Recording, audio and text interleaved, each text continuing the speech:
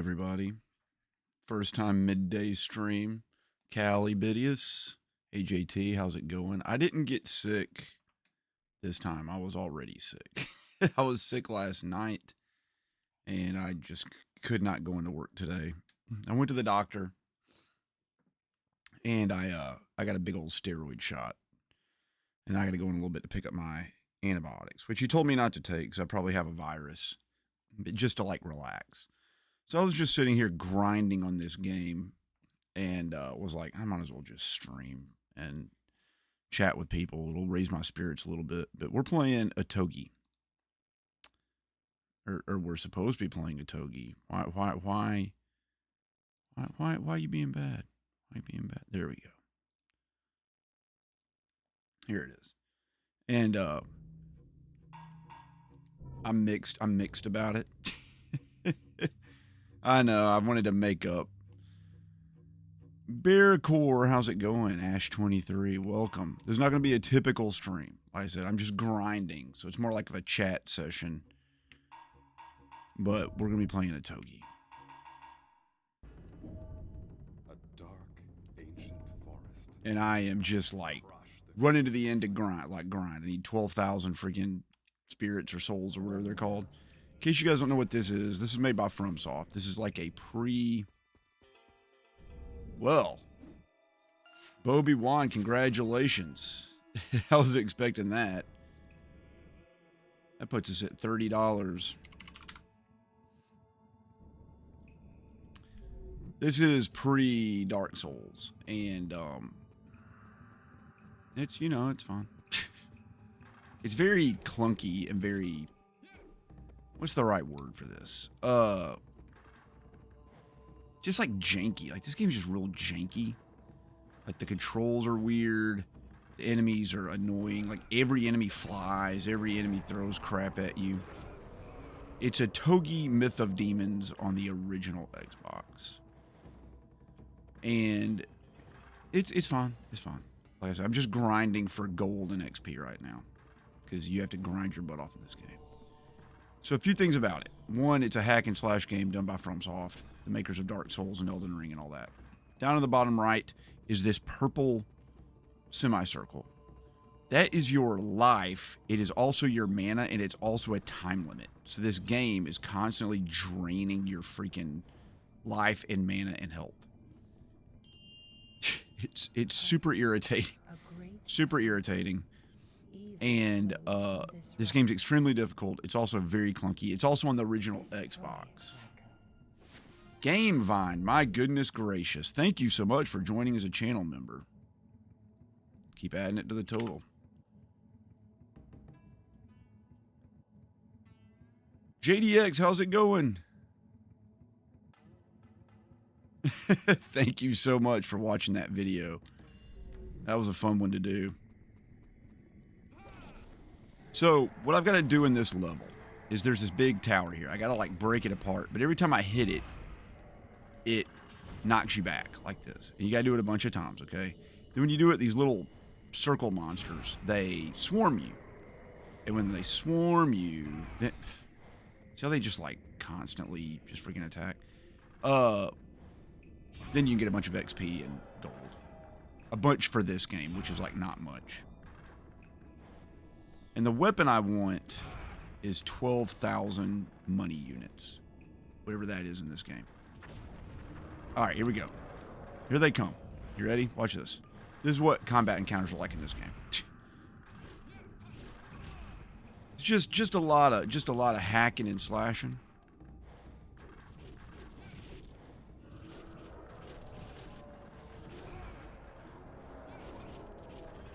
A lot of people say this is like a hidden gem. I'm debating on whether this game's good or not.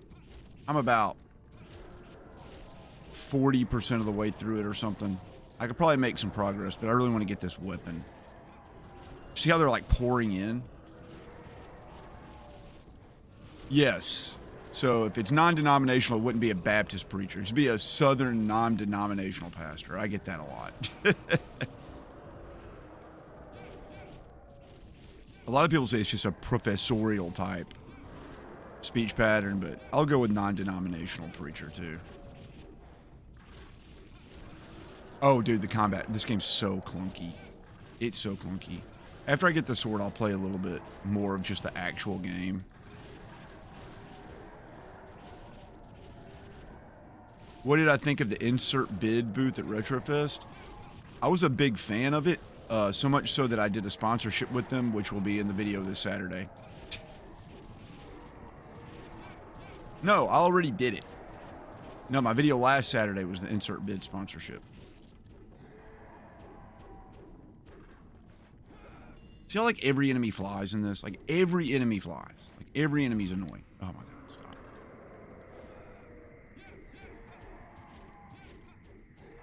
All right, now, is it right back? Like, if I run back somewhere, it'll trigger the end of the stage. But if you don't know that, then there you go. So annoying. Sweet, you're a partner of insert bid? Awesome. Glad to hear it. Yeah, I enjoyed working with you guys. Would love to do another sponsorship deal if you guys will have me. Stephen Baines, enjoying your membership. Hope your viral video reaches 1 million views. I appreciate it. I don't know that it'll hit 1 million views, but did it hit 600,000 yet? Let's check. It was very close. Like crazy close.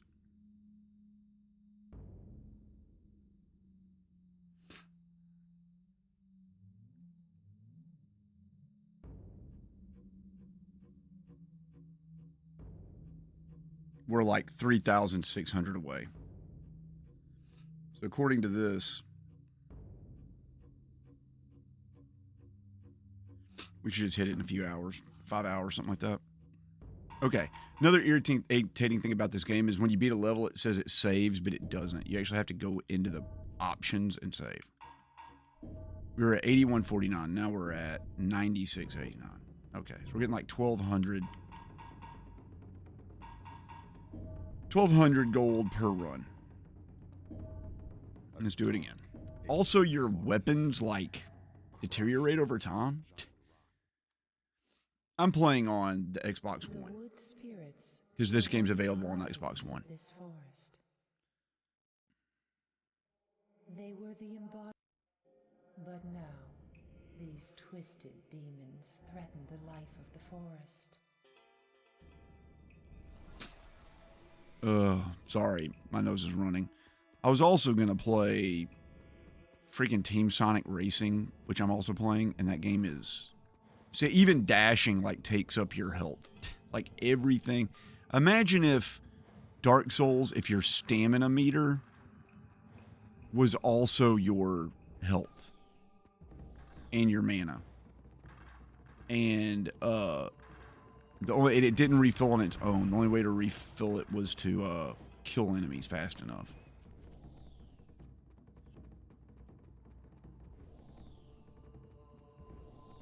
It's a super clunky game. Ultra clunky. But I will say this about going to the doctor. My primary care physician is a straight up like frat bro kind of doctor, and he's great. And I told him, like, I'm going to Really Rad Weekend and I've got to talk a bunch. And he's like, oh, we're going to give you a steroid shot so you'll feel better. I was like, thanks, buddy. I appreciate it. Oh, it's so annoying. You're constantly just getting ragdolled around in this. Just all the time. It's just infinite ragdolling. Which I could do without. I'm not going to lie to you. It's not my favorite thing in the game. It's like... Ugh. Just every hit knocks you back. Just every one of them.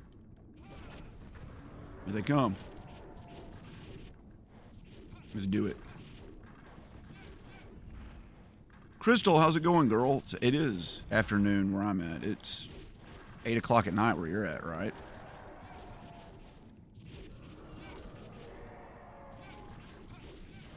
LF, did we meet at Rick's convention? I feel like I met everybody at the booth. Remind me who you were.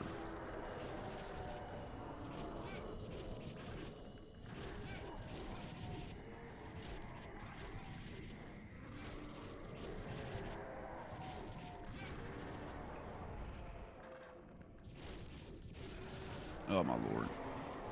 It's just so much.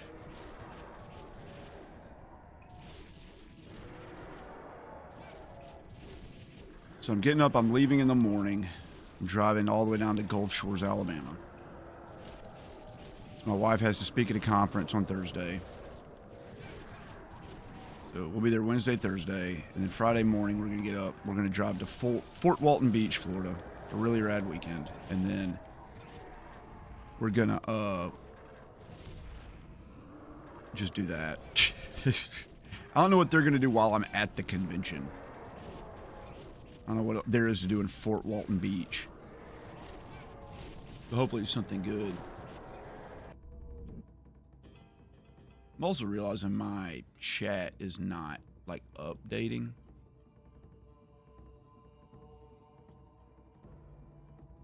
Oh man, there they all went. Okay. It's just like, boom, like 50 freaking comments all at once. Ben, howdy, how's it going? Thanks, Video Game Lover 58. Is it like that? Maybe so, Game Vaughn. They're probably from around the same time. Atlas Fallen. I don't know if I know Atlas Fallen, Greg H. Here's your interest in multiplayer of the decade, the finals. I know you told me. I know, Pat Moses. I'm sorry. Playing hooky from work. I'm really not playing hooky. Warehouse Dave, this is a Togi Myth of Demons on the original Xbox. You work from about 20 minutes from Fort Walton Beach. You're gonna be there tomorrow, right? Or Saturday? Okay. Critical Fish, awesome. Thanks. Well, maybe we'll get to meet soon.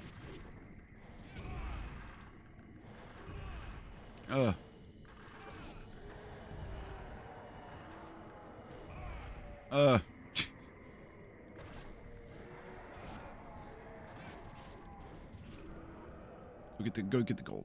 The yellow stuff is gold, in case you want to know. All right, now I run back over here and it ends the level, right? There we go. My body was sick from video game withdrawal. You're not wrong, Liam. That's exactly what it was. I'm not as sick as I was, but I don't want to get more sick. I'm sicker than I was yesterday, but not as sick as I was. It's probably because I stayed up till 1 o'clock in the morning streaming. That's probably what did it. What are we at here? Let's see. Shop. Weapons. This is the guy we want to buy right here. That guy. He's 12,000. We're at 11,549. No. Okay. Fine. Save our game.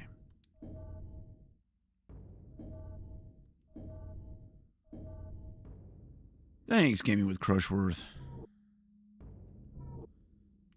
I forgot you lived up in Canada. For some reason, I thought you lived in, like, Tennessee or something. Dark, ancient forest.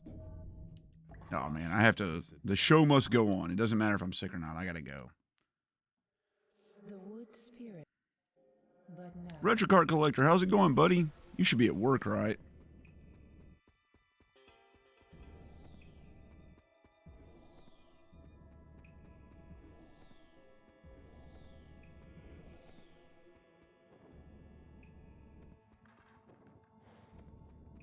This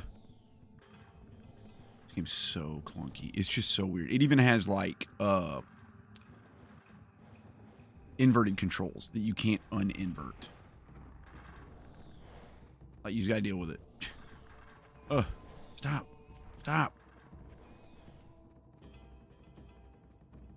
The enemies are just, like, infinitely respawning. They just appear out of nowhere. Hey, Bryce Chubby, how's it going? I call you Bryce Jubby. Hey, Bryce Jubby. Bryce Jubby. What's going on, Bryce Jubby? Bryce JW.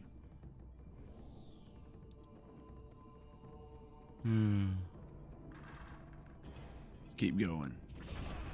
Oh my god. Stop. It keeps turning the camera on me. I'm not doing that, by the way. It's naturally turning the camera. It does that to make it look cinematic, and then it snaps back, which is, without a doubt, one of the most irritating things you could ever do in a game.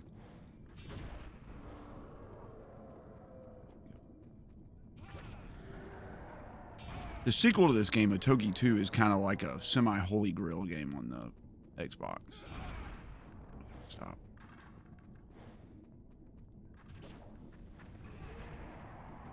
Here we go. It's time.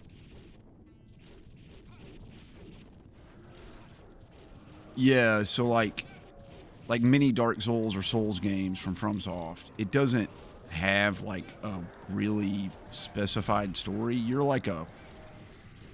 either we're in hell or you like are a demon of hell or something, and this princess like summoned you to do her bidding, and her bidding, like, it seems good. It's like kill these demons, and like it's a lot of Asian mysticism kind of stuff, like the ki and the chi and the all this sort of stuff. It's like the river's not flowing, so the evil spirits are thirsty. It's like a lot of this stuff. Anyway, each level, there's 27 or 29 levels or something in the game, and they all have like a specific task. And some of them are fine. It's just like get to the end of the level, like this level. It's like get to the end of the level and destroy the crystal and kill all the dudes. Check, got it. Some of the levels are like ride this ship while you get assaulted, and if you don't kill enough dudes fast enough, the ship sinks. It's just like you do it over and over and over and over and over and over and over, and you grind and you grind and you grind on previous stages, and you try to get strong enough to do it. This game also has this annoying mechanic, like I said. Your health is also your stamina, and it also constantly ticks down if you don't kill enemies fast enough. And so every level's under a time limit. But the game's also centered around destroying all of the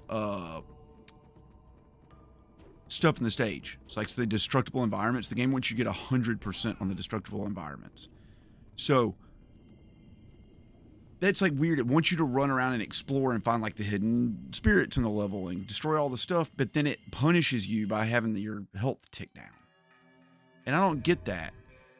It's so weird to me that that's like the system they decided to go with. So you just never get to lay back and relax, which is unbelievably irritating. The other thing is that if you're doing a level and you make a bunch of progress, like let's say you spend 45 minutes trying to beat a stage and you destroy 99% of all the stuff in the stage, and then you don't beat the stage, it doesn't count your work, which is just so frustrating. So frustrating. All right, it's time. Let's buy this thing. Here we go, baby. We're buying the Soul Seal. Yes, I want to buy it. And here's the other thing that makes it even better. After you buy the weapon, you can't use it yet. You got to upgrade it. Or you got to repair it. All right. So now we're going to equip our weapon. We're going to put on the Soul Seal. There it is. That's what we have right now. So it's a fair amount stronger, but I have less defense. Let's see how it does on the level we just did. See how it plays. Because I spent like forever.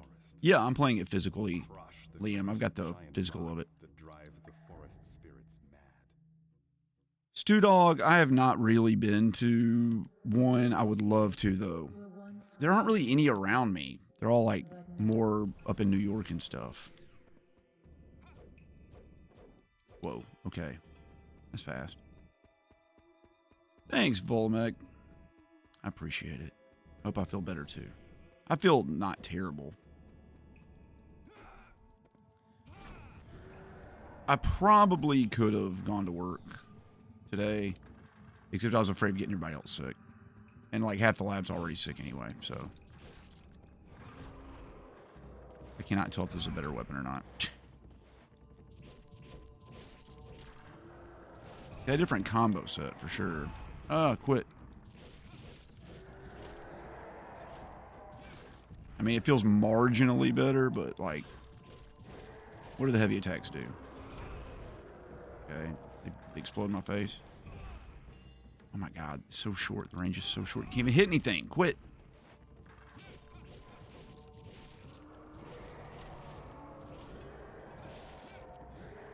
Let me through here. Let me go. I'm gonna go.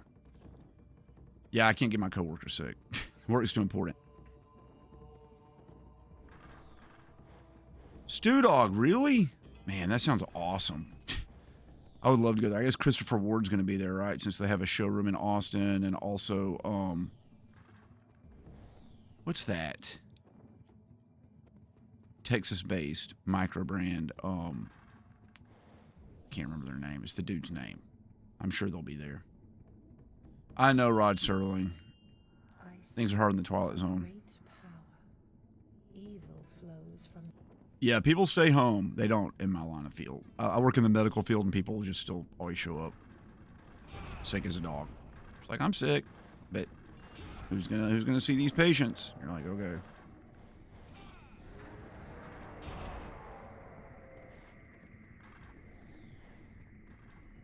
It is faster, I guess. These weapons are faster. I don't know. I mean, the item was like 10 times more expensive than the previous weapon I was using. I don't think it's 10 times better. It feels like it's about 5% better. It's a marginal upgrade. Stop. Yeah, I know, Crystal. I'm sick before the con. That's why I went to the doctor and I'm staying home. I'm not contagious, though.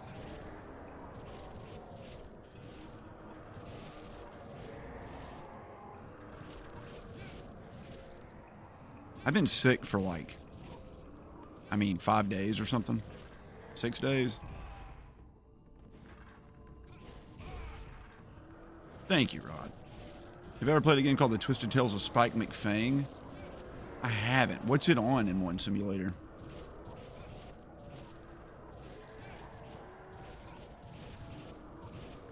I don't even know. I've never even heard of it. The SNES? I haven't heard of it. Oh, thank you, Gaming with Crushworth. Yeah, it's been crazy. It's been absolutely crazy. I check my phone freaking incessantly.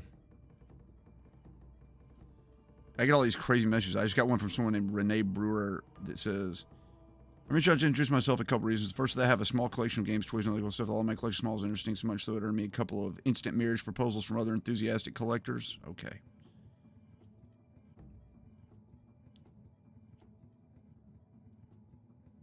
She returned to gaming a couple years ago after a 15-year hiatus. I quickly realized that I missed a lot. I came across your YouTube channel about a year ago and found it to be incredibly informative, interesting, and fun. Then I stumbled across your live streams earlier this spring. I've come to look forward to your Friday streams and really enjoy them until last night. I'm so happy to see that your success at your Hearts Games console brought you a channel richly deserved attention. And I've previously seen your live streams before, and okay. But I didn't enjoy the conversations. It appeared to me that you only had one female commenter named Michelle. I got the impression that you've known Michelle for quite a while.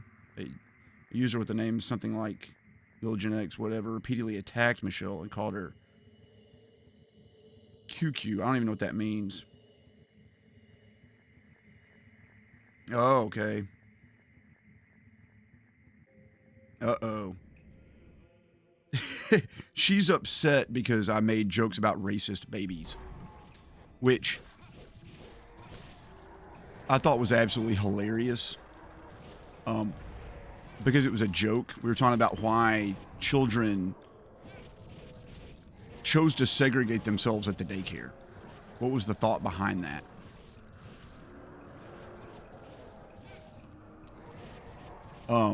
Yeah, I don't know what QQ means. You guys got to remember, I don't let anybody get bullied in my chat. I think everyone is fully aware that I have stood up for everybody in my chat whenever they've been bullied. And I stood up for Michelle and told people to stop messing with her. I do not know her. I've known her for 2 streams. But you got to understand, I don't know what the insult QQ means. Like K-E-W, K-E-W. So, if anybody in my chat felt disrespected, I'm sorry. Certainly not from me.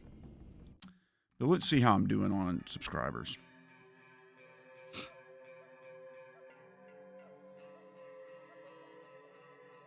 I'm 25 away from 35,000.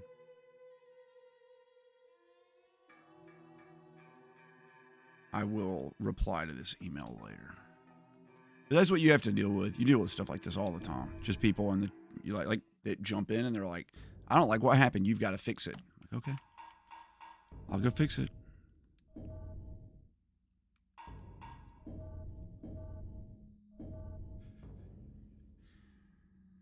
Yeah, I know, right?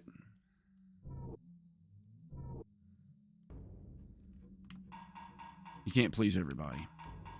All right, let's do a new stage. Here we go. In the ancient forest lies a cave where Yasha ravens dwell. Release the essence of wood. So it'll say something like release the essence of wood. What does that mean? Tell me what that means. I have no idea what that means. Purify the area? Yeah, let's go do it. The court exiled many people to the world outside the seal. Most were exiled 1,000 years ago, when the seal was first built. Many of those banished were devoured by ruthless creatures. Let's go. I got it. Very dark and sinister, but it's like, okay. But some managed to survive in this perilous land. They struggled to preserve their lives and customs. But life outside the seal soon began to change them. All right. Like I said, it's very esoteric storytelling. Before long, they became demons with laws. Thank you, Dan JB678, for subscribing. All right, so see all these like little things right here? So look, it like blows me around. See all these little things? The game wants you to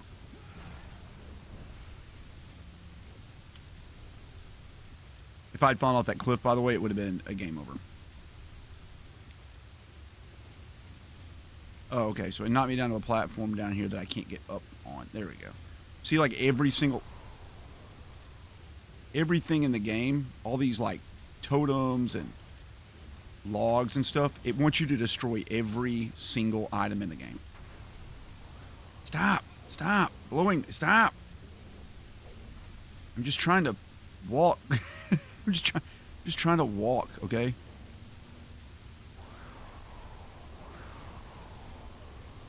Oh my God.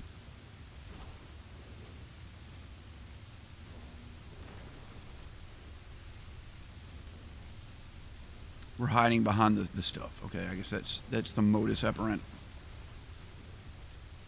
Ugh, let me down. I thought that's where I was supposed to go. No, it doesn't count. Twisted.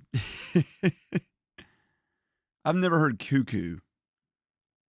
Oh, no, I don't have COVID. I don't have COVID. I don't have flu. I don't have pneumonia. And I don't have strep throat. I have just some virus.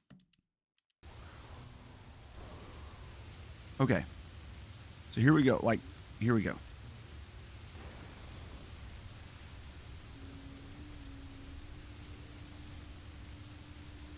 Like, where do you go? Where do you want me to go, game? You see how, like, I attacked those guys? They blocked it. Oh, stop. Have you ever played a third-person action game that has knockback in it like Castlevania? Because this does.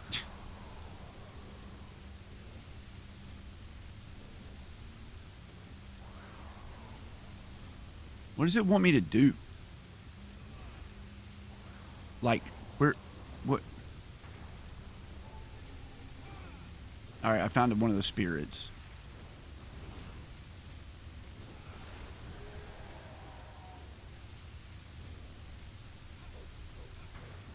Is it like this way? Do I go around? There we go. It's just blowing me all over the place, man. Stop. Oh, Lord. No. Stop. I can't even see where I'm freaking going.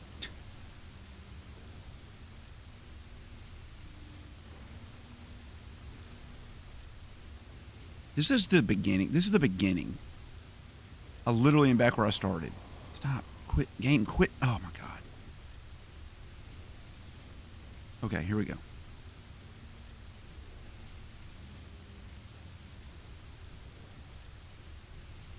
Thank you. Okay.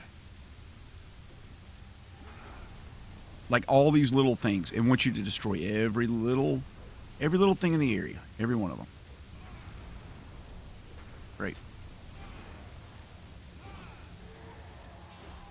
And as you're running around like lost, getting blown all over the place, your health is constantly draining all the time. Stop.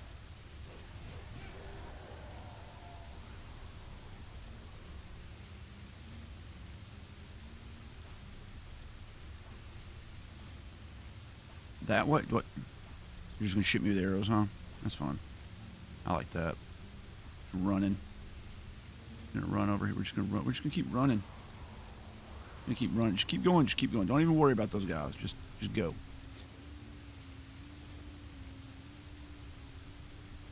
And then, but it's like purify the essence of wood or whatever it said. Like, what does that mean?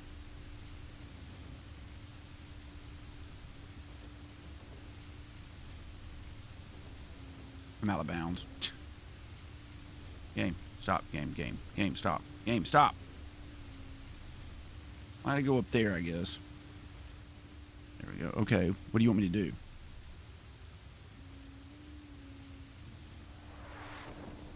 Oh, just kill this boss, huh? That sounds fun. Wretched human, you shall taste the pain that I have endured.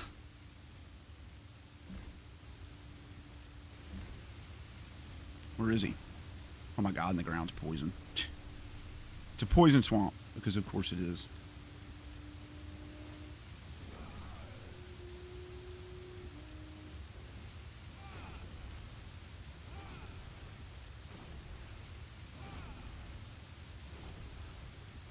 I will not back down.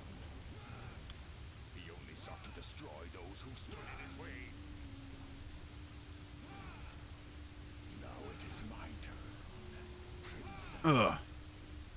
It's like all this build up and then the boss is just like nothing. Good are these He's just a big like nothing burger. cannot fly freely. Like, is that the end of the stage? Die unavenged. Is that it? Is that like all that crap with the wind? It's just go in there and hit a boss like 8 times who never hit me once and that's it. Oh man. Be sure you know what is true. Matthew Buist, thank you for subscribing. It looks pretty cool. I don't know that it is though. Resident Evil does have some. Javier Campos, greetings in Uruguay. Glad to have you here. A great sorcerer. Moisture is the essence of wetness, and wetness is the essence of beauty. That's it. I couldn't have said it better myself. Was banished to a life I think that's what beyond Blue the sea. Steel was designed around. And there, he became a demon, and soon became their leader. After that, he met up with him Oh, last night, by the way, we got like in battle. 11 copyright He was sealed away in the claims after the live stream. It was like 11. It was crazy. The sword in his chest is a remnant of that tragic battle. Oh, man. Oh, man. With the demon gone, energy flows to the essence once more. You got that right. Like, I watch this, I'm like, what is going, like, what? All right. Cool. It's supposed to be so epic, Yet, right? the key of the forest is filled with a great sorrow. Okay. The key of the force is filled with the great sorrow. The sword of binding acquired. And you see here, it's like clear time. It took me 3 minutes, 35 seconds. Objects destroyed, you get an E. You got to get that up to like S. Enemies defeated, you got to defeat all the enemies. You got to find all the hidden items. You got to get like a max combo of 100 in every stage. Now, it will save the number of things you've destroyed if you beat the level, but it's like...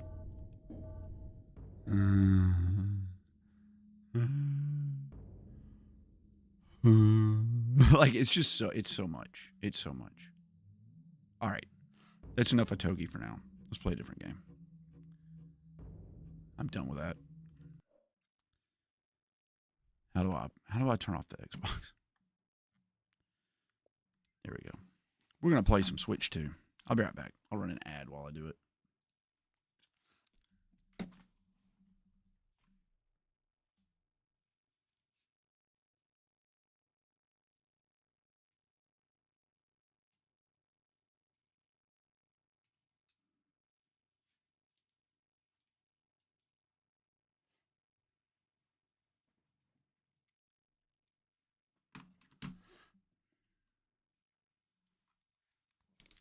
I played the Switch 2 so little, I don't even like really know how to like turn the controllers on. It's actually kind of crazy. Why is it not? Why are you not powered on, Switch?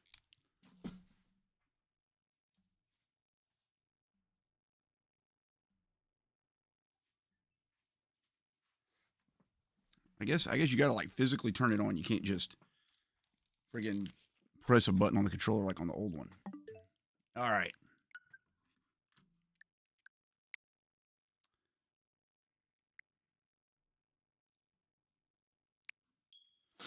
So this game is terrible. Oh, am I going to pick up the new Katamari game? Oh yeah, you bet. You bet I am. 100%. You're great going to be your OG Xbox. You can just use the Xbox One or the Xbox 360.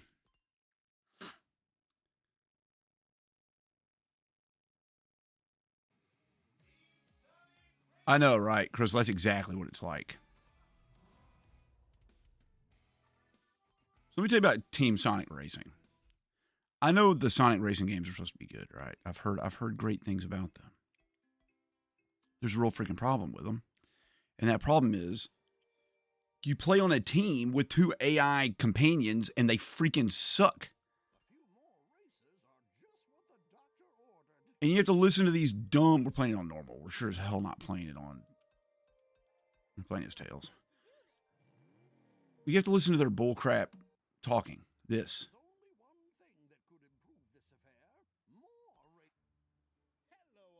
This is literally cursed. Sega is doing this cutout doll friggin' story. No. Oh my God. So the controls in this are super slick and the drifting is terrible. Thank you, Anthony Mikado.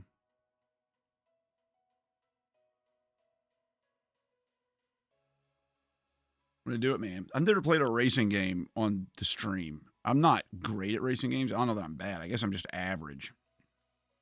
But this game can get real freaking hard. Here we go. Let's do it. As I said, it's the whole team, not just you. The whole team. Okay, fine.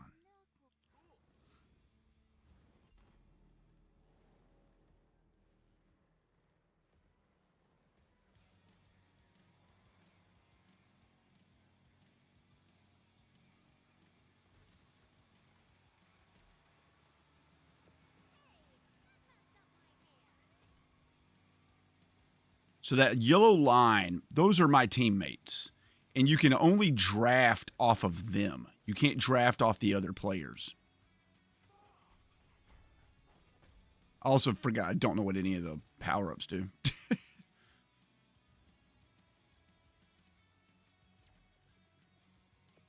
It also feels, I'm sitting very close to the screen. It's hard to see what's going on.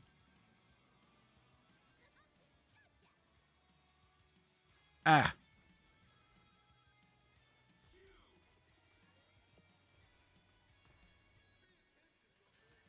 Oh my God. We're going. We're doing it. There we go. I cannot get the angles on those ever. Ever.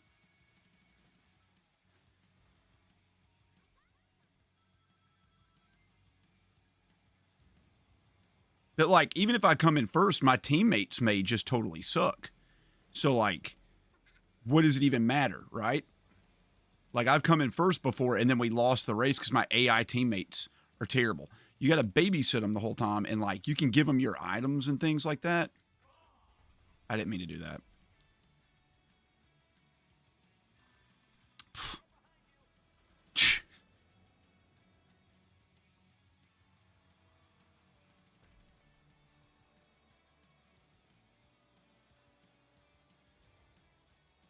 And Sonic, like, I'm trying to get behind him. Look, why is he swerving like that? Knuckles gave me an item. Good. Thanks, Knuckles.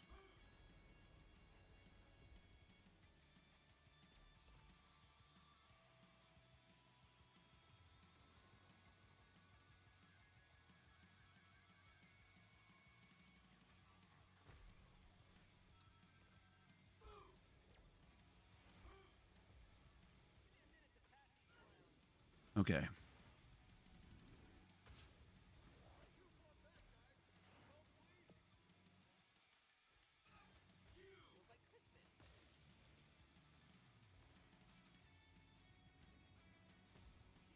It also has incredible rubber banding where, like, if you get far behind, it'll, like, slingshot you to the front, like Mario Kart.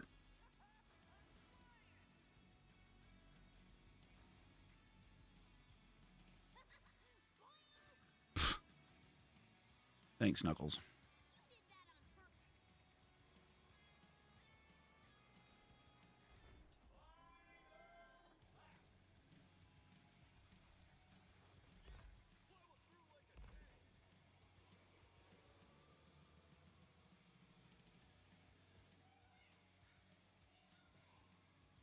I'm going to go up through here this time, since I never got to do that. All right, here we go. Boom. Superpower. So your teams can unlock these superpowers. Like a team attack or whatever. And the problem is when the team attack happens, the screen gets all blurry because it's like, this is awesome. It's trying to make everything look awesome. But you can't see what anything is. You literally can't see anything. It like obscures your vision.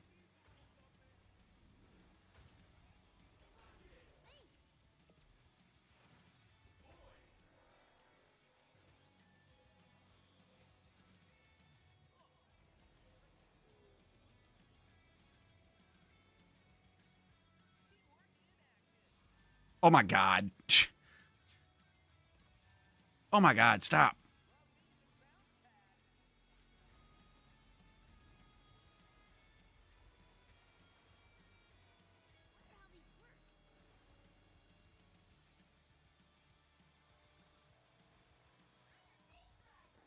It's so irritating.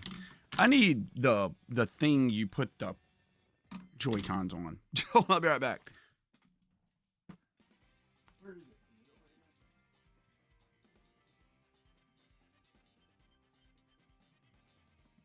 I came in third, and Sonic and Knuckles came in fifth and sixth. So they screwed me over. I placed, and they did not. It's so irritating. It's so irritating.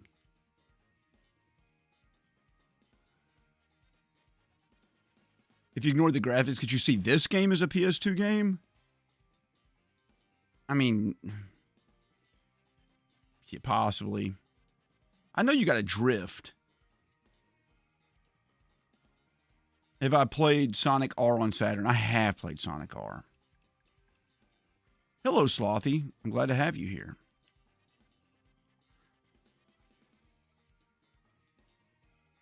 You see, it like adds up everybody's points.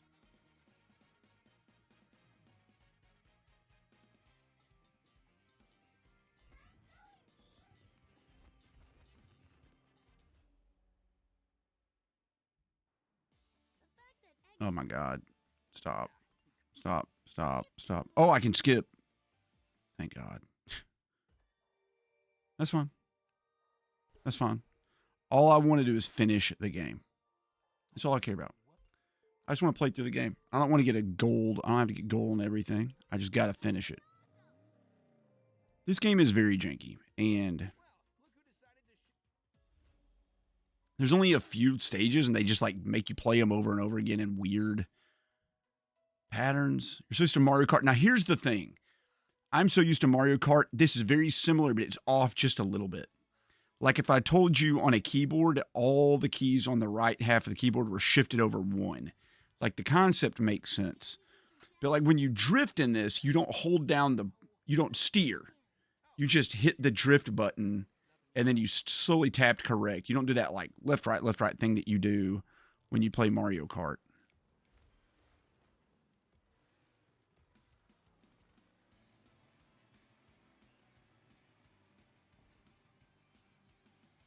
Like there's nothing I can do here other than just drift off my own teammates, which causes me to pass them.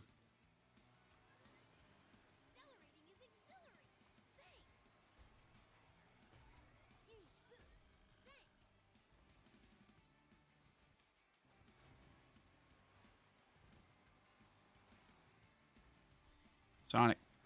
Oh my God.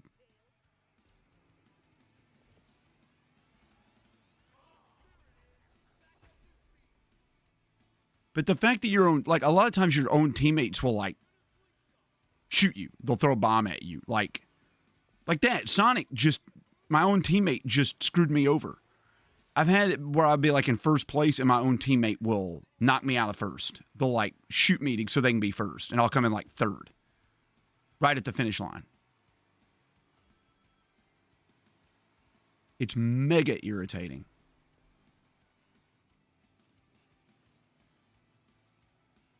Other times your teammates will slingshot you forward like that, but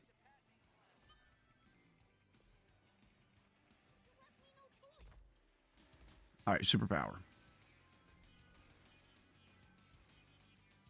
I'm also not going to lie to you. Playing driving games on the Switch is cursed. The Switch controller is awful.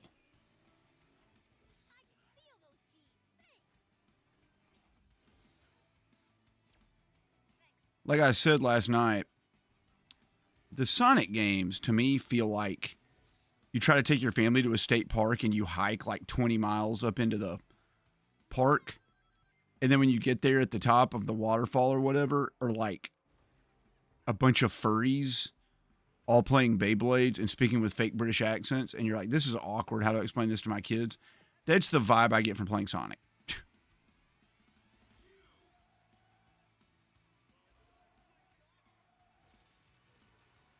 Like there's no, like you can control your drifting on Mario Kart great. This one, it just kind of like, you just can't. There just is no controlling it. Oh, that's real fair. I love that. I love that. They just appear out of nowhere, huh? Shoot, Sonic. You had it coming, buddy.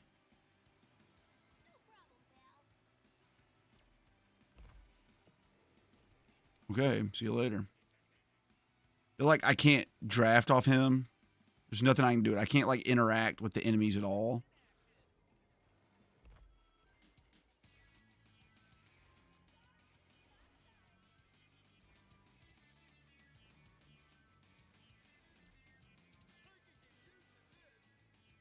There's Knuckles, right? He passed me. My own teammate, he's like running me into the wall. Stop, Knuckles. Quit. Quit.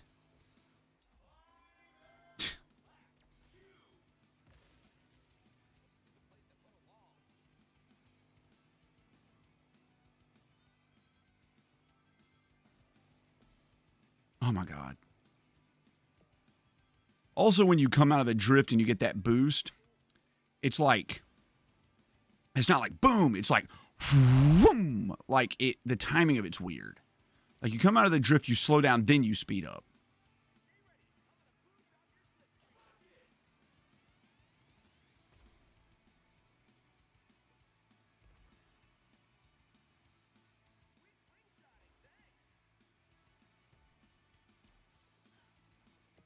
But like this whole area right here, this is so boring. Like it's pretty, the colors are pretty, but like, sweet, I just drove in a straight line through an open area. Fun. Is there anything to do in the open area? Not really. 80% of the items you get are bananas, which are called cubes in this. What happens if I go this way?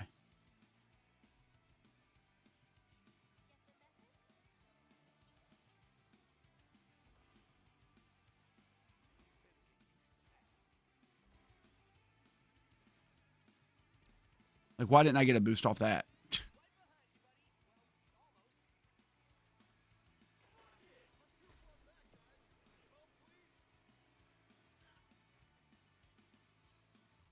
Great. We did it. I'm great.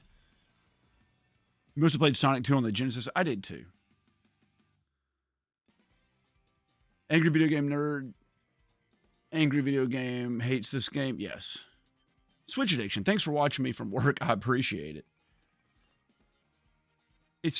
This game is not good. This is not good. It's oddly specific, yeah, but that's what the feeling feels like. And I'm very familiar with that.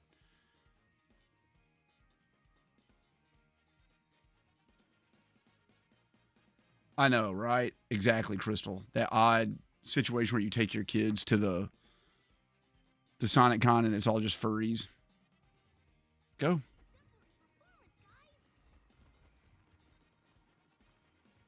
I ignore gaming conference presentations, but I'm here now. Good job, Pat Moses. This game is boring. It's boring yet hectic, which is a tough thing to achieve. And I got a key, and I don't even know what you do with the keys.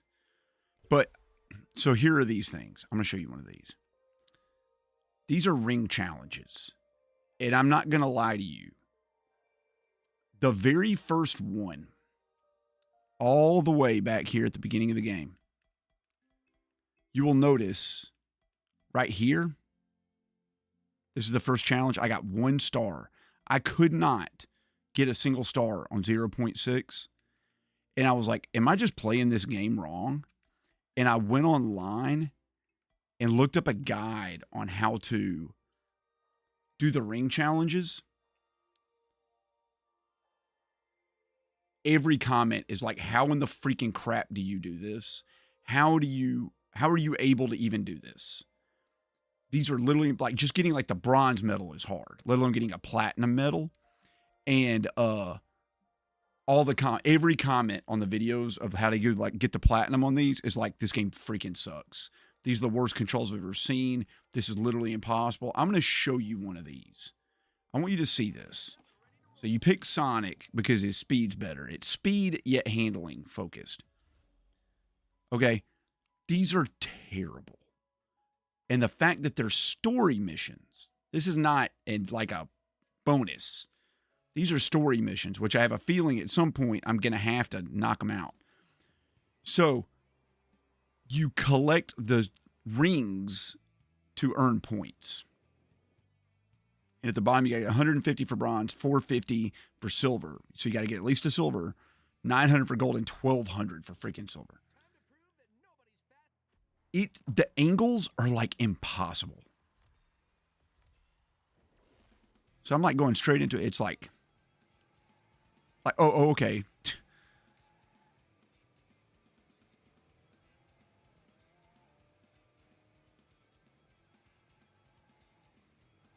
And you get bonuses for drifting through the rings. Like, that gives you time, okay?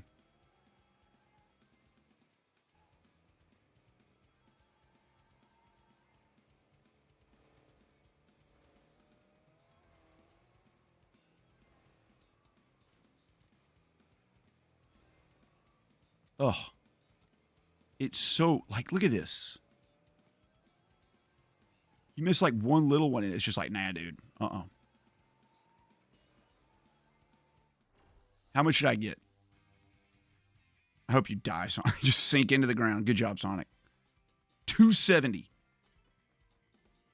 Not even good enough for the silver medal.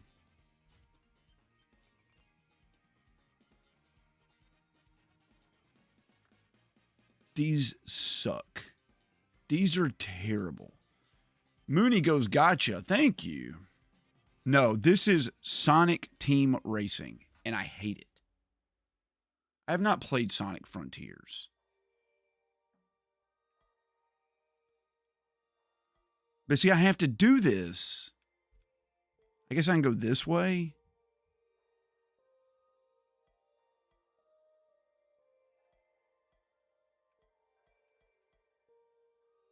I've got to go through here to get to the next stage. Smash through 20 targets. I'm so close. I'm so on the verge of like quitting this game.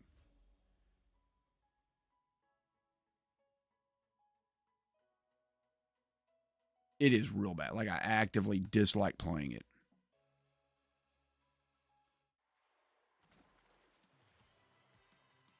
Yeah, exactly. All right.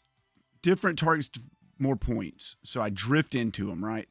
Drifts while destroying targets, score bonuses. Great. I'm freaking cooked. So there's literally no way to get through this stage without, or this world without doing one of these challenges. Here we go. We're just going to like cheap drift through it.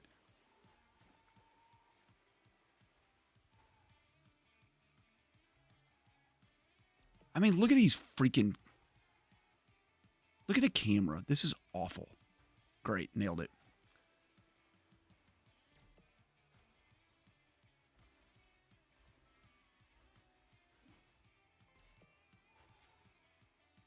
Thank you for whoever just subscribed. I wish I could look, but...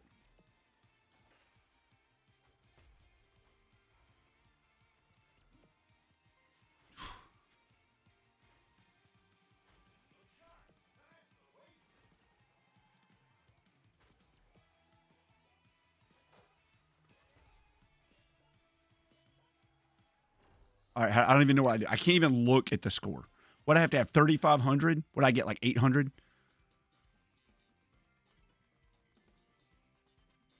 Oh my God. I did it. I got enough to beat the level at least. Thank God. That was just lucky. It was luck from you guys. What's the hardest game I've beaten this year?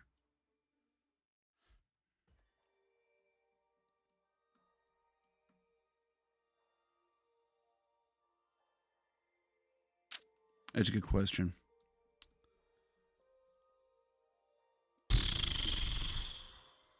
I don't know, man.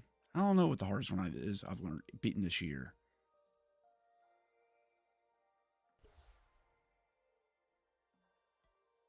Look at this. Watch one of these. You ready for this? These are even worse. I'm trying to think of what the hardest game is I've beaten this year. I can't remember.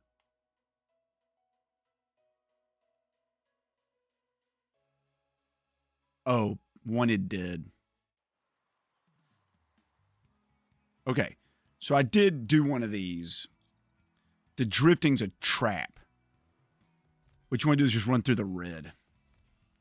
So running through reds gives you multipliers and points. Going through yellow, you have to drift through yellow to get points. If you look up in the top right, that's my multiplier slowly freaking ticking down.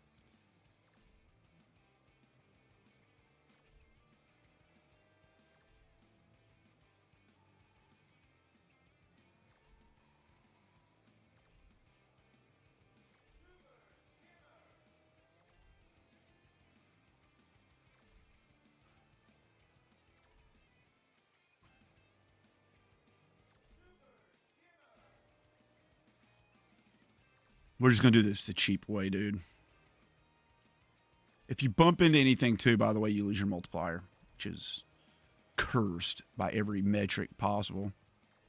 Oh, great.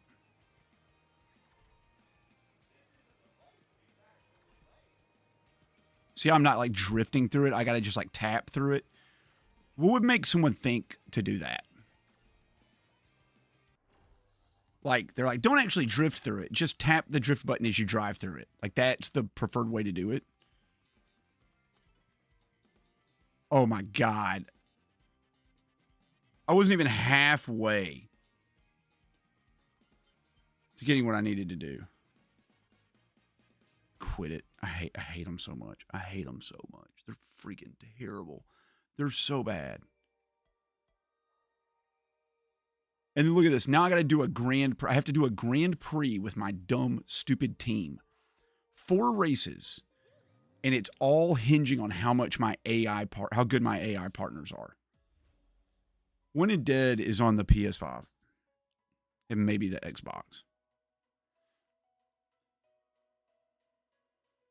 I can try to look up how to get the ring challenges. You can look it up. I mean, I looked them up myself. Everybody in the comments is just like, how do you do this?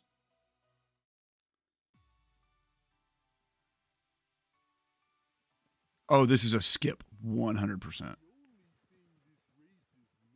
I usually try to beat every game. But I will get to a point in a game that I don't like where I'm like, if this game at this exact moment became perfect, how high could it possibly get? There's nothing this game could possibly do to get it above like a 5 out of 10.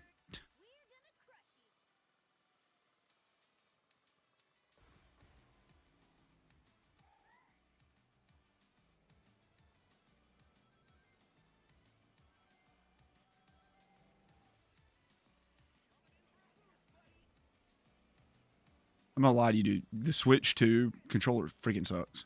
The angle by which I have to, because I have to hold down the right trigger to press the gas for some stupid reason, and I can barely get my hand on it.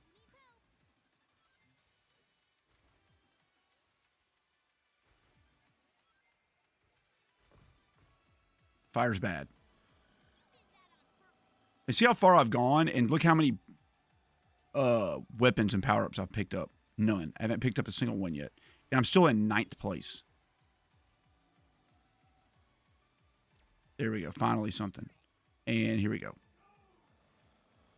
Great.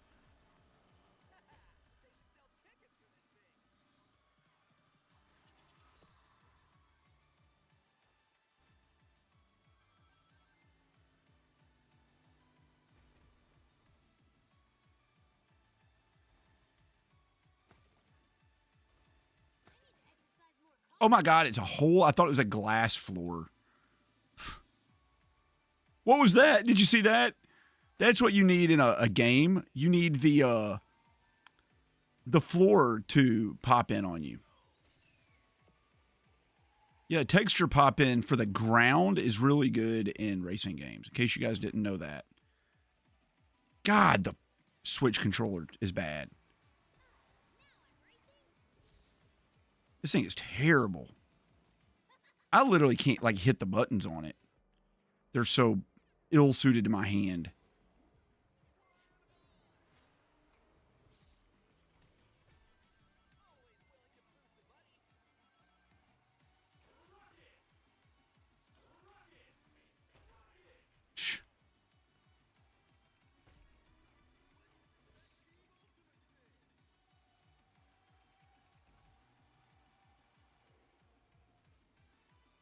Boom, go.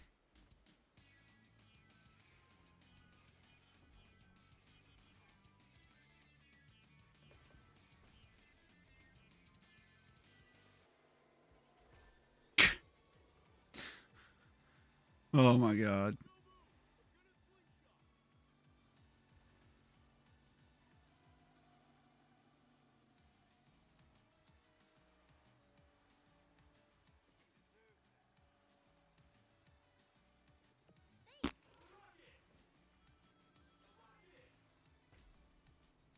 What's that big rat's name? The rabbit or whatever his name is from Sonic? God, Knuckles, you freaking turd. Get away from me.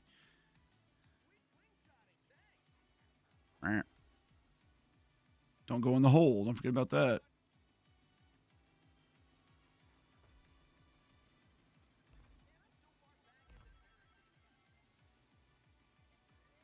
Every time?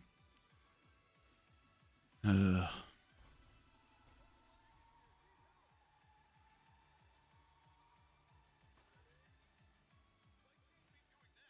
This is miserable.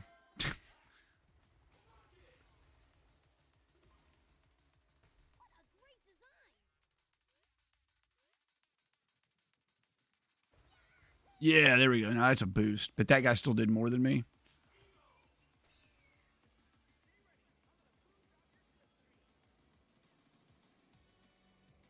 The fact that you can't drift off the enemies is so stupid. You only drift off your worse teammates. Okay, fine.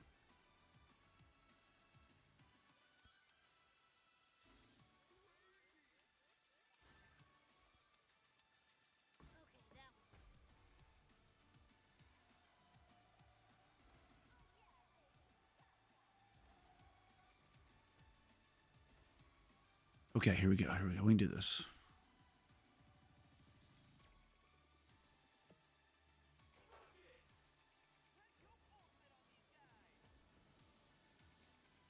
The other problem is that there's no CCs in this. There's just normal and like hard mode. And hard mode is just the same speed. You drive the same speed, but it's just the enemies are more annoying. And your teammates are worse. See how it gets all blurry? And it makes it like hard to see everything? Great.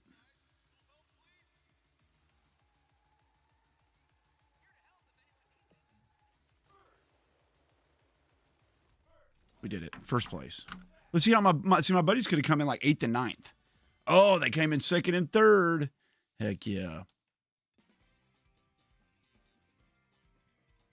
You'd say the PS4 version of this is better to play? It probably is. The Switch 2 controller is, the Joy-Cons are worse than the Switch 1. They're taller a little bit.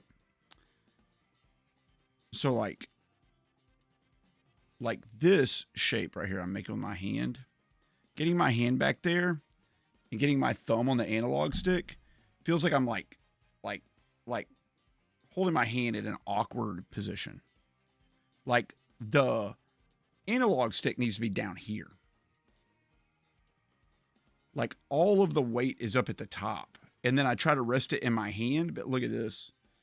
This little grip right here doesn't completely fill my hand. So I'm like holding it with the tips of my fingers here so I can hold the analog stick, and then I'll show you. It's like hard to see. See, there's like space. There you go. You can see. There's space under it. So I'm like having to press up with my middle finger to keep it up while pressing on the trigger. It's just extremely uncomfortable. Maybe instead of trying to like grip it like this, I have to hold it like this. It's just an awful. There's no, you couldn't design a controller worse than this. I don't think. Why don't they just kick it out? Just go like this. Like, why have this straight? Have it shaped like a V. Like a normal freaking person would design. Next race. Oh, the one I have on my regular Switch, I have the Hori adapters, and they're great. Dave, this game's awful. This game's bad. It's just downright bad.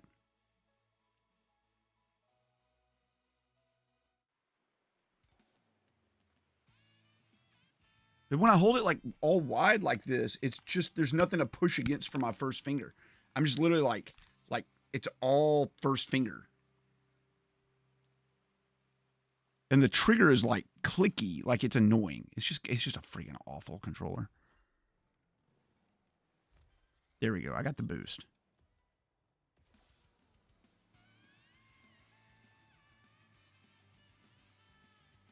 I've already done this level like 15 times.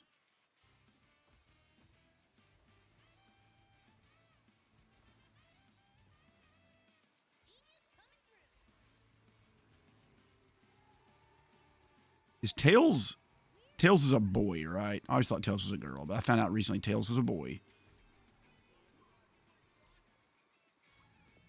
I love this. Invisible roads. Those are fun.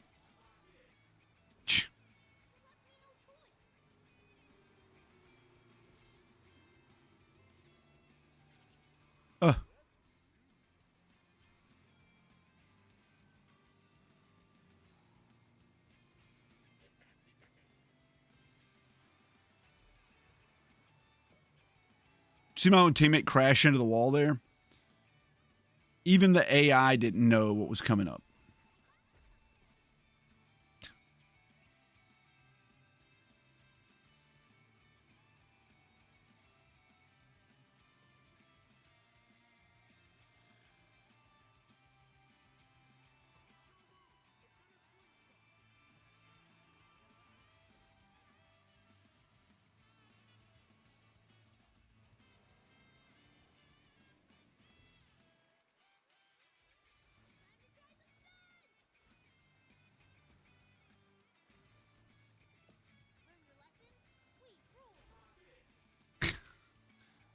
That was fun. I'm not gonna lie. Ah! And the fact that you can't, like, get out of that drift fast enough to avoid that. Ugh. Here we go. Go. I can't see what I'm doing. I can't even see where the road is because everything's so freaking blurry. Why does it add ghosting when you're using your superpower? What sense does that make? I'm a big fan of Sega, man. I love Sega, but they screwed the pooch on this real bad. If you told me it was made by some, like, B-grade third-party team they just hired to pump out a game, I would 100% believe you. I think that's 100% the case of what happened here.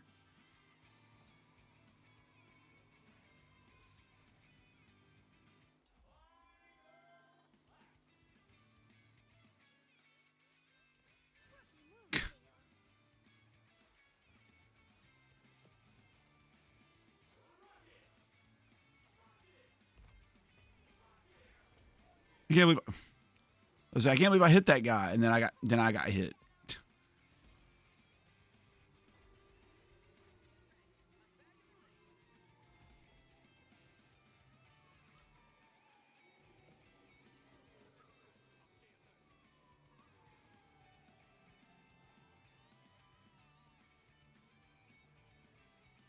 Oh, if you drift too long, apparently it kicks you out of the drift too. That's fun. I love that.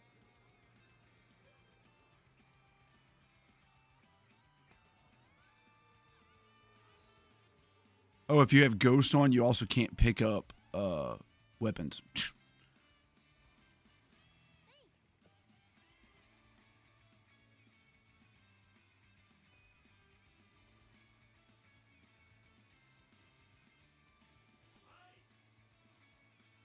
So I played this game now 4 or 5 hours. I've never seen this item one time. Not once. Not once have I seen that item. Tails' name on his driver's license says Miles Prowler. Are you kidding? I know they make Switch 2 Pro controllers. I need to get one. They're like $80. And the truth is, I don't play my Switch enough to even make it worth it. Look at Knuckles. He came in 7th place. My AI teammate, who I'm depending on to win this, came in 7th place. Can I play Bayonetta 3? I've already beaten Bayonetta 3. I reviewed it on my channel. It was like one of the first game reviews I ever did. Another software dev broke something and you have to fix it. I'm sorry. That sounds awful.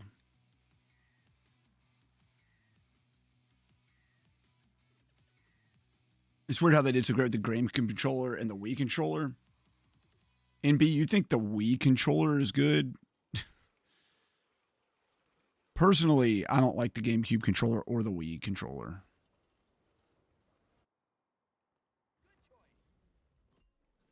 The best modern controller Nintendo made that I liked was the Wii U controller. The Pro controller that I used literally one time.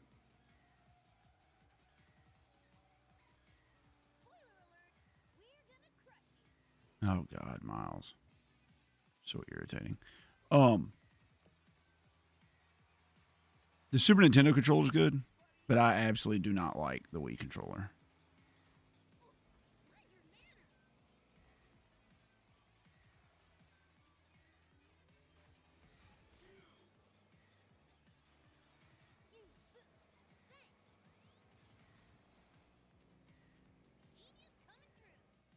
Did you see that other guy knocked him off his path onto my path? That was kind of cool.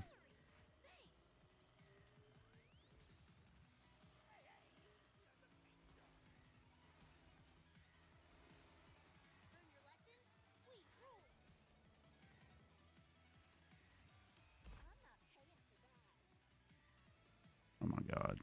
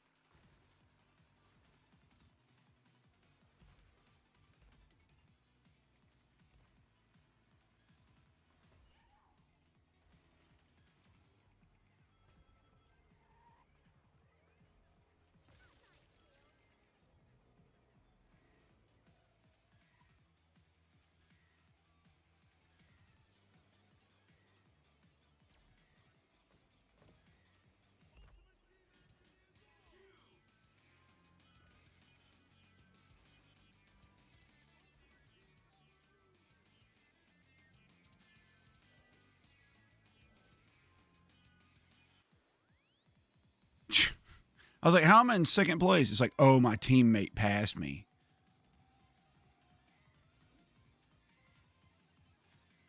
Thank you, Esnaya. Sorry, it's hard to look while playing this.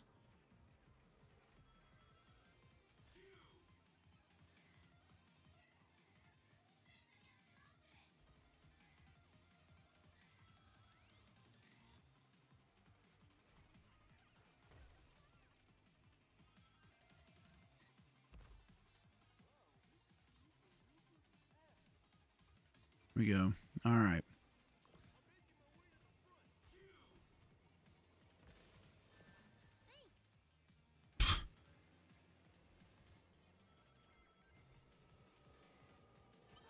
Oh my God. See, I was in freaking first place for like the entire race, and then just I got blasted out of the freaking world right at the end.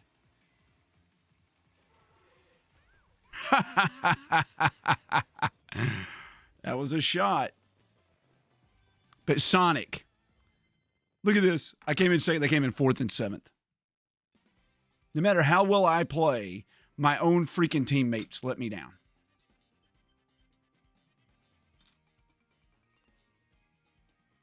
What do you do about that?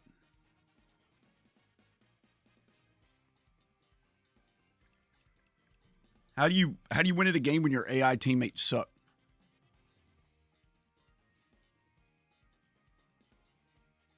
Oh my God, and there's another race. Wasn't that the fourth one? This is the final race. Oh my Lord. So it's like Mario Kart, but way worse. It's like Mario Kart Rando Person, where instead of just winning the race, you're on a team of 3 people. And they add up the points of everybody's team to see who wins. So my AI teammates keep sucking, which causes me to lose. Like, how are you going to win the race when your AI teammates keep losing?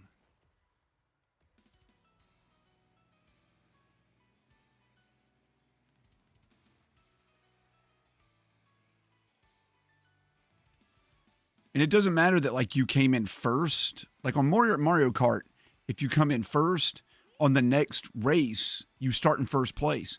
You don't do that here. You're always dead last no matter what, and your teammates.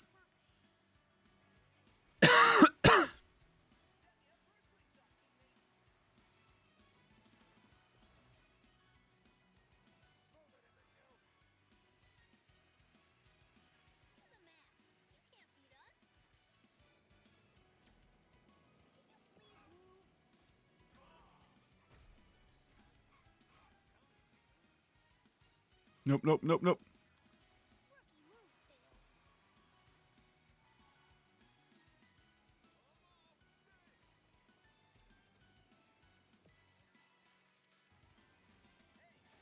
Oh my God. Sonic, my teammate did that. My own teammate just shot me. Thanks for that, Sonic.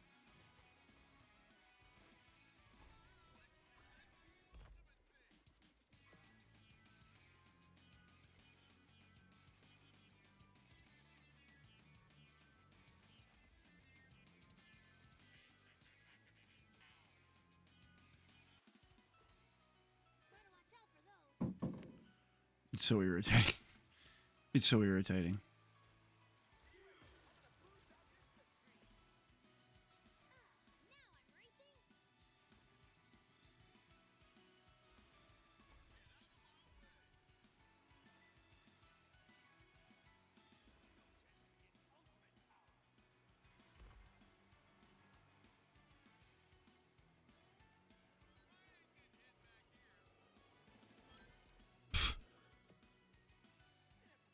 What?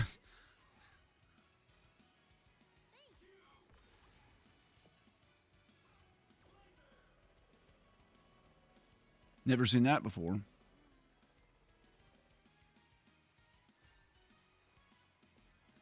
Sweet, that was fun.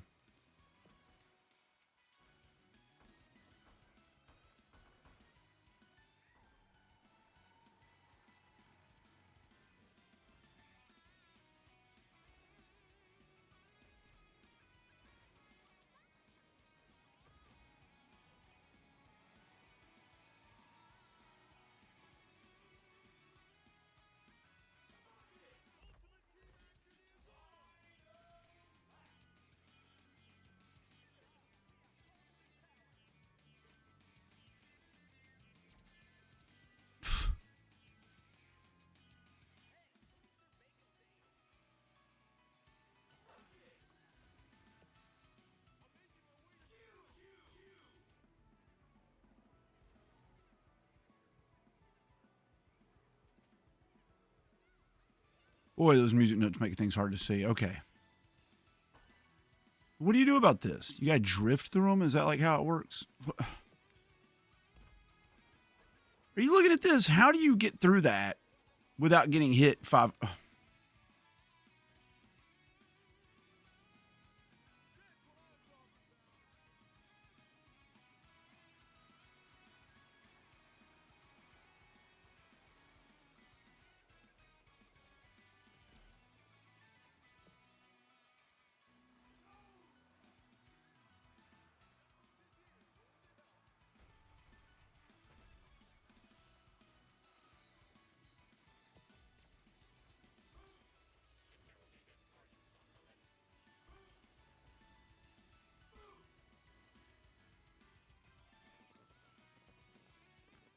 Look at my teammates.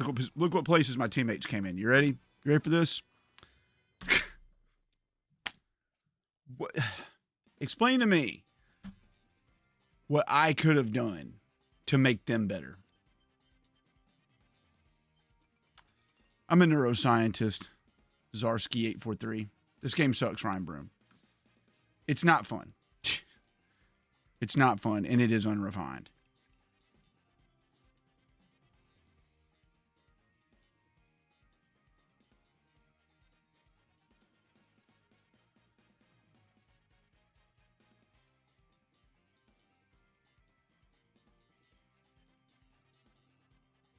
Oh my God.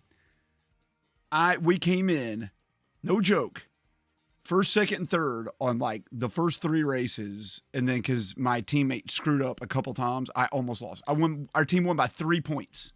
3 points.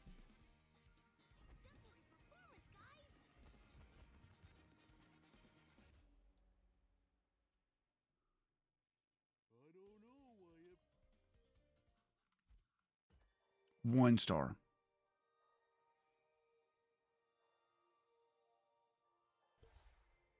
It's not even over yet. What is this? It's survival. Let's do it.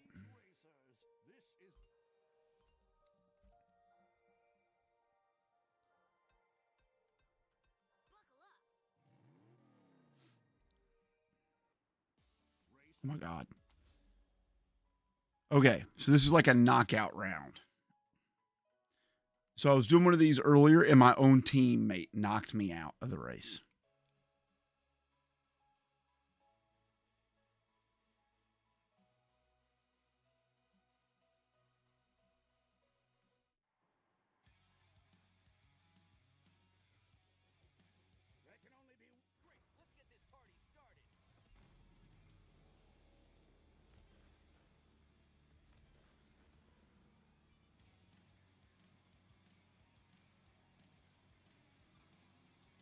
And the music's so like butt rocky for a game that's literally looks like it was designed for like 6-year-olds.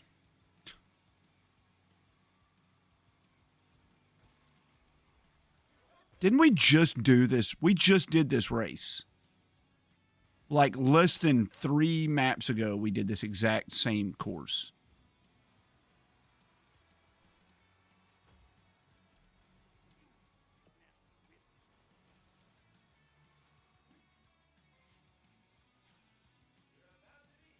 Sorry, I was looking at the chat, and so I ran into the wall 15 times. As one does. Oh my God.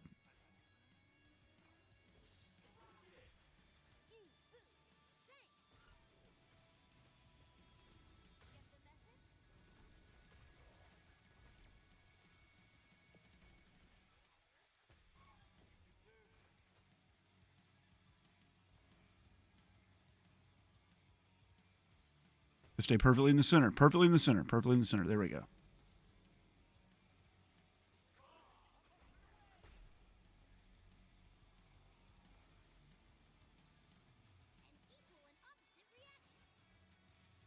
Is Miles supposed to be Miles Tails or whatever his name is? Is he supposed to be like a scientist or some crap?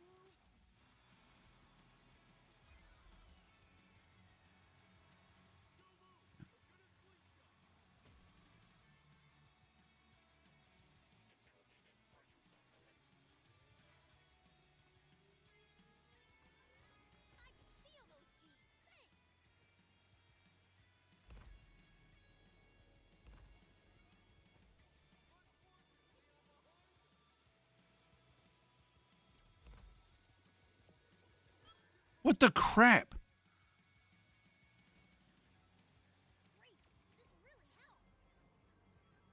My teammate's about to get eliminated. My freaking Knuckles got so far behind that he's going to get eliminated from the race. Great.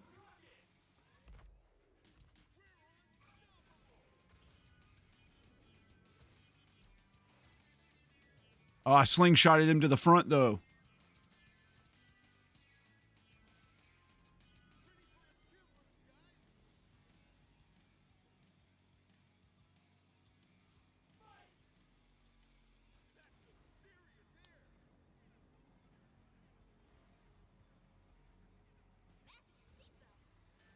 Oh my God.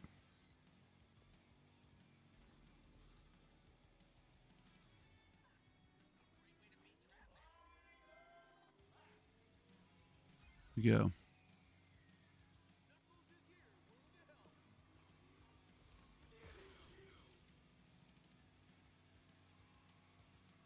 Okay.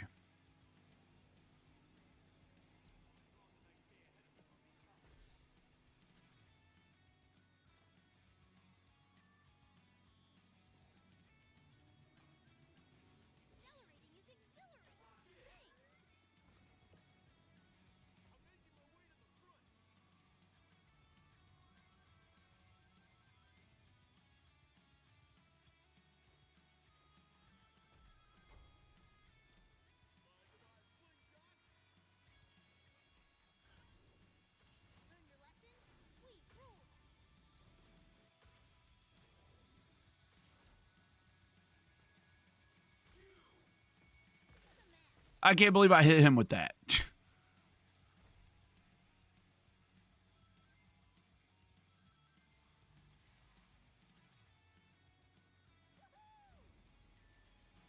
My hand is so tired from using this controller. It's unbelievable how tired my hand is.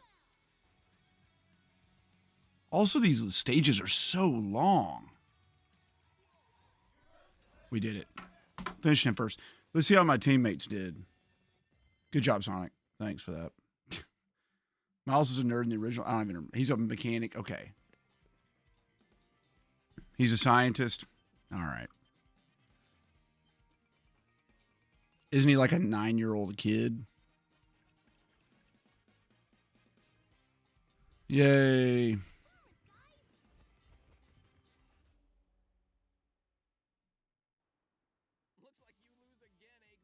Oh my God, no, we're just not. It's okay, Braden Pace. I'm all right. I'm hanging in there. Now, we reached, you're not going to believe this, the halfway point of this game. This is a racing game. It takes 8 to 10 hours to play through the first time.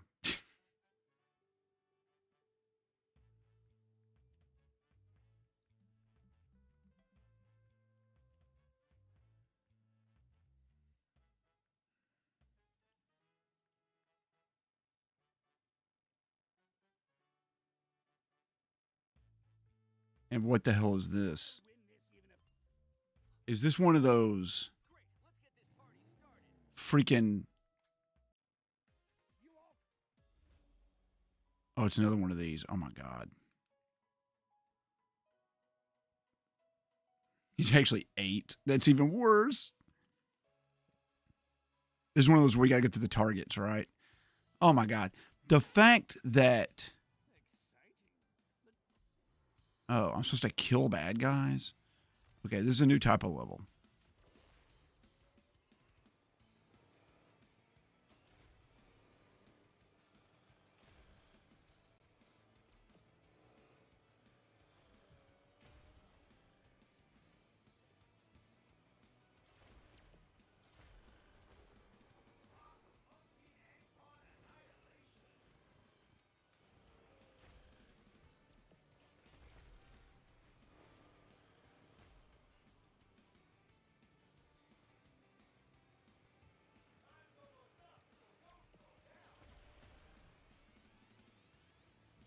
Oh, I see. You need to feather them.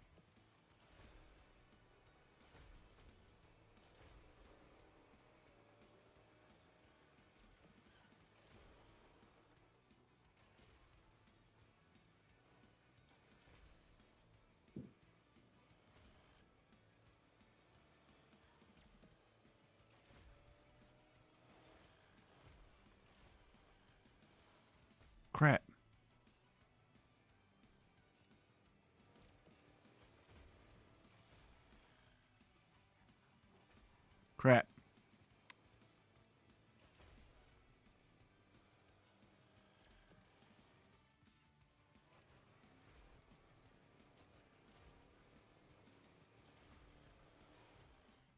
Stop. Oh my God. They're just like freaking mauling me, dude.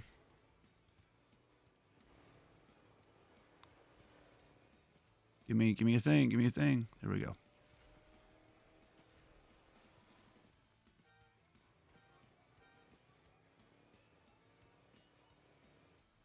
That was like the most fun stage this game has had.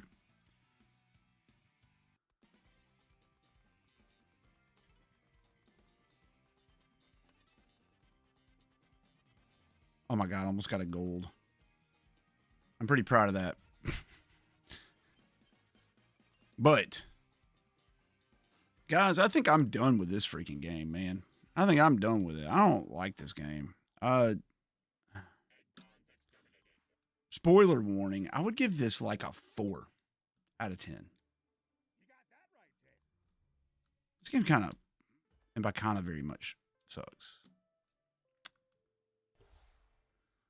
Hey JD, how's it going, buddy? I'm homesick today, so that's what's going on here.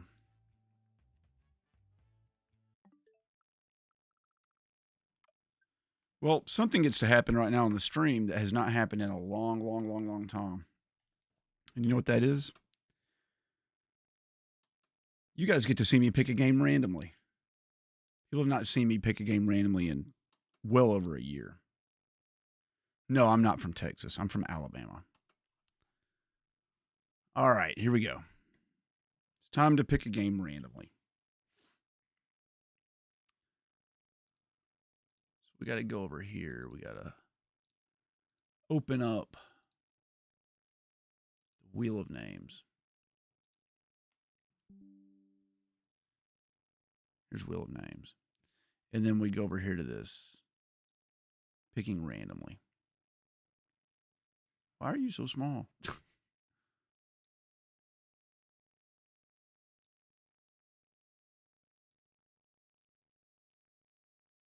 Here we go. All right, let me find in here. Let's see. It's Team Sonic Racing. It's gone. Finish that game.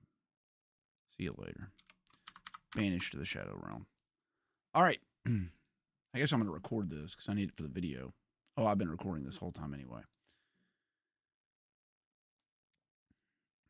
Well, I'm live streaming right now. I just quit a game that was absolutely terrible. So we're going to pick randomly. Here we go. Shuffle, shuffle, shuffle, shuffle, shuffle. Spin. What's it going to be? It's a handheld game. And there are 206 entries on this list. What's it going to be?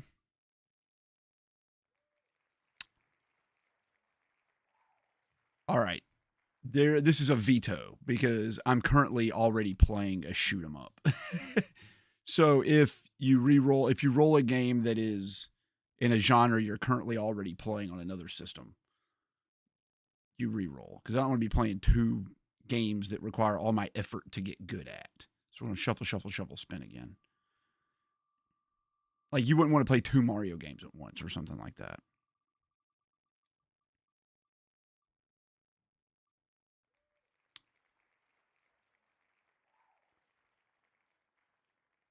Donkey Kong Bonanza, man. Heck yeah, dude. That's the only other Switch 2 game I own. It just got picked. I cannot believe that got picked. That was nominated last night during my live stream for a game everybody wanted to see me play, and it just got picked. Heck yes.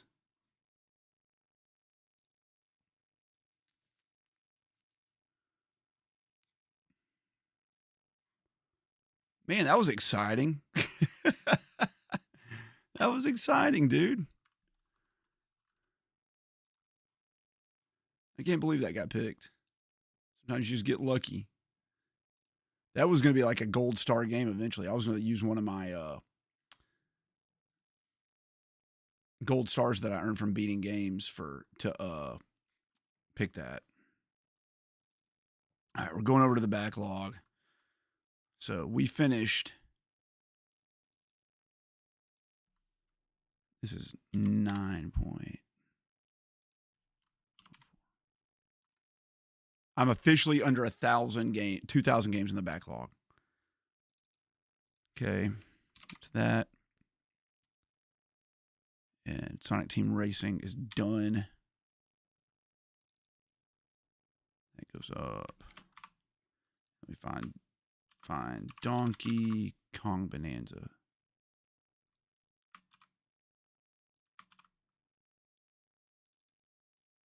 Pretty good. That's exciting.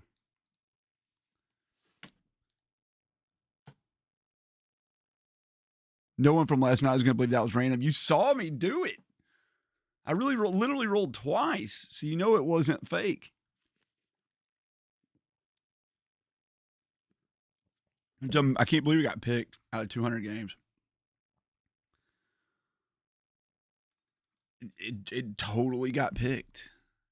It's like, that's absolutely insane to me that happens. That happens every once in a while. There was some other game not that long ago that got picked randomly that I was really looking forward to, and it straight up got picked.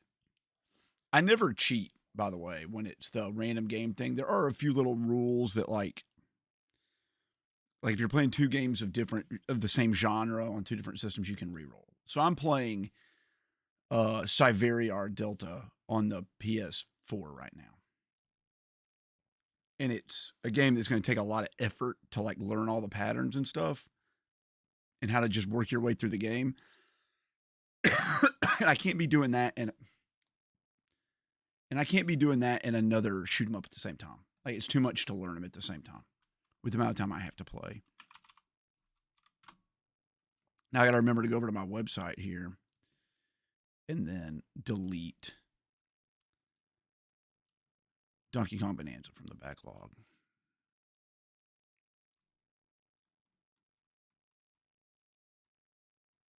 Where is it?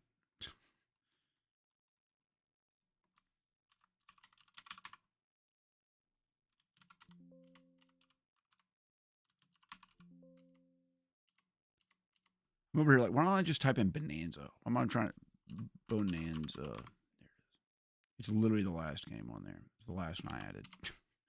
It's the newest game I own that has been added to the backlog. I have a stack of games I got over here for my birthday that I have not put in the backlog yet. So that's its own thing. All right.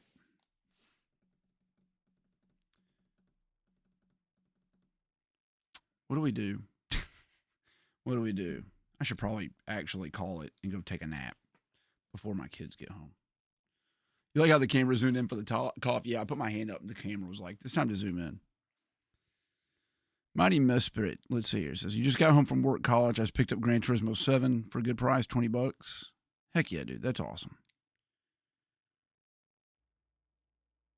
I haven't played a Gran Turismo game. I'm done on racing games. Oh, there's also another caveat. If 2 games of the same genre get picked back to back, you can veto and reroll. So, like, if you have, like, I can't remember what it was. I was playing some fighting game, and I was, like, hating it. I finally beat it. And then the next game rolled was, like, another fighting game in the same series. And I was like, no, that's it. There are a few little weird rules like that. But there's not many in the backlog.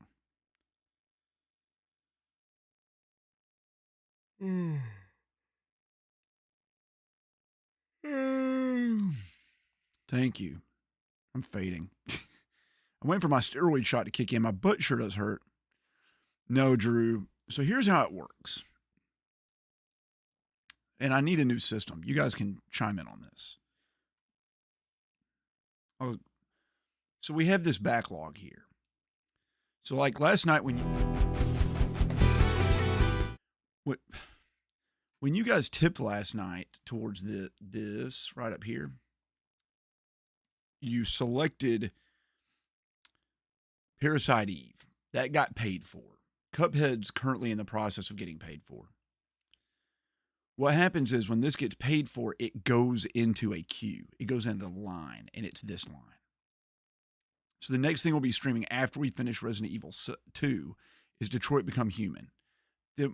which we've already started. That's what we were playing before Halloween. Then Simulacra, Alice Madness Returns, Dance Dance Revolution, Resident Evil 4, Parasite Eve.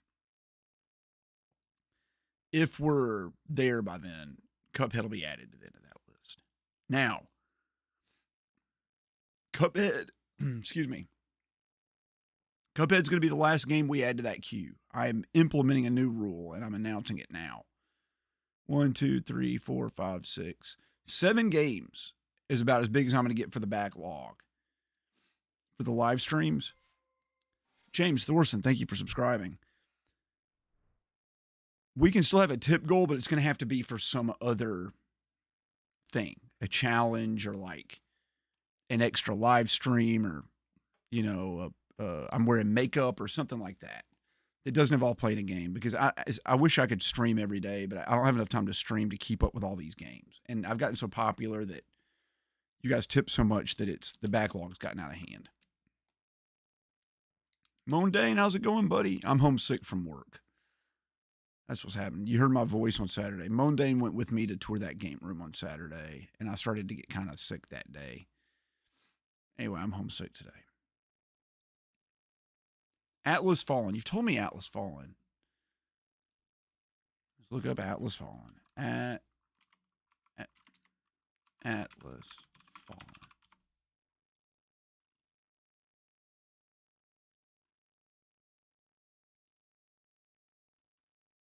It's a third-person action role-playing game.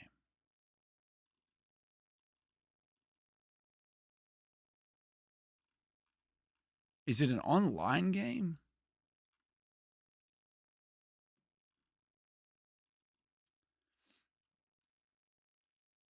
It looks kind of like Monster Hunter or something like that. So these games are just my games. They're just what I'm playing on my own, not live stream games. No one paid for Donkey Kong Bonanza. That game got picked because I finished, and by finished, I quit Sonic Team Racing.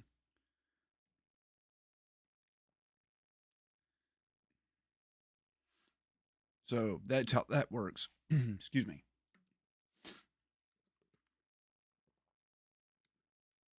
I had a McGriddle at McDonald's today. Haven't had a McGriddle in forever. I don't think they're good. It's a very fast God of War with epic bosses. That sounds cool. Sounds very cool. So yeah, it's like Donkey Kong Bonanza I'll be playing on my own. And I decided to live stream today just because I was hanging out and lonely and I'm segregated down here in my basement. But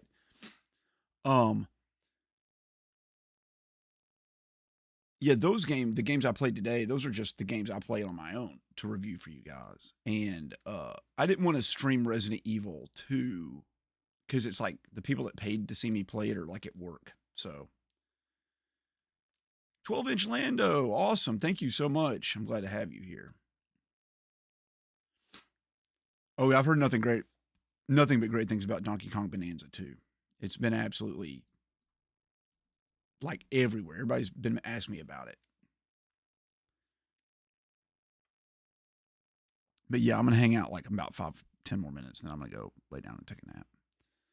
I've been watching The Gilded Age, which is the next TV show done by the people that did Downton Abbey, or the dude, Julian Fellows, but it takes place in the Gilded Age, the late 1800s to the early 1900s, but like in New York.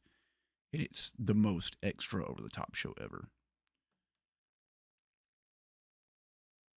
McDonald's, you can thank all of the fast food places getting expensive and worse because of Chipotle. I watched a documentary about it, the fast casual look, and it was super popular. And all the fast food places, their businesses were kind of like, their profits were dropping. So they followed Chipotle as this fast casual sort of restaurant. They increased their prices, lowered their quality and their portions, and basically they turned all their restaurants, I was talking to Mondane about this, into these just generic modern buildings that don't look like anything. And the way that they're making money now is that they stay at the location for a few years until property values increase, and then they sell the building if they're not profitable, and they're guaranteed to be profitable, but because they only buy buildings in like areas where the property value is going to appreciate. I love Taskmaster. I'm watching it with my wife. We're on season 14. I think we're about maybe 1 or 2 episodes away from the end of it. We only get to watch an episode or 2 a week because we're so busy. But yeah, I love Taskmaster. Absolutely love it.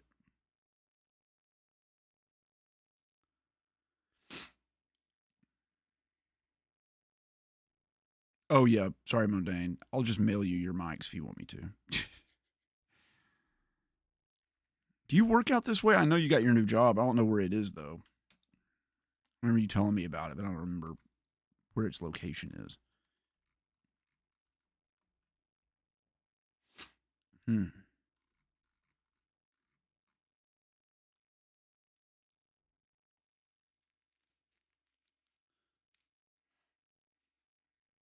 So you're looking at my backlog. It's so freaking insane.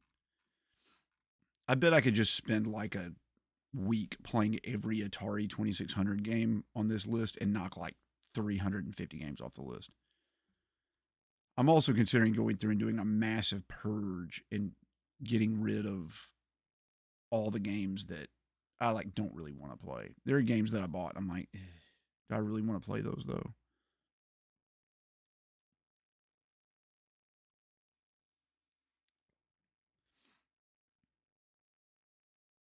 Yep, that's exactly right, Dave. But they all do that. Everybody does that. Subway, Wendy's,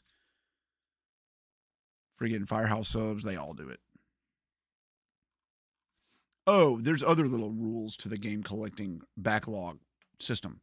So if a game like an Atari game gets picked, or like a Vectrex game, or like an Intellivision game, one of these little games you're just going to play for a little while, I'll take it and like the 2 other nearest games to it and just do them all at once. So I'm going to like pull out the Atari and hook it up and all that kind of crap and get the controllers out. I might as well play like 2 or 3 games. So I will do stuff like that too. But yeah, I never cheat the freaking random gaming thing. The gold stars are split into 3 categories: modern games, retro games, and portable games. And as I play a portable game, I add 1 onto the counter. So like I just beat Team Sonic Racing. If I played it enough to want to quit it. So I got a point for that. So it bumped my amount on the portable gaming from 4 points to 5 points. When I get 10 points, I earn a gold star. There's also a rule I can only stockpile 10 gold stars in each category. And I am maxed out in modern games and retro games. And not at all in portable games because I tend to play those less. But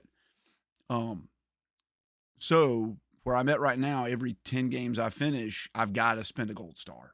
I just have to spend it. So I've got 2 more retro games. When I finish Otogi and probably Resident Evil 2 that we're live streaming, I'll earn a gold star for a retro game, and I can pick any retro game to play I want in the entire world. That I own, anyway.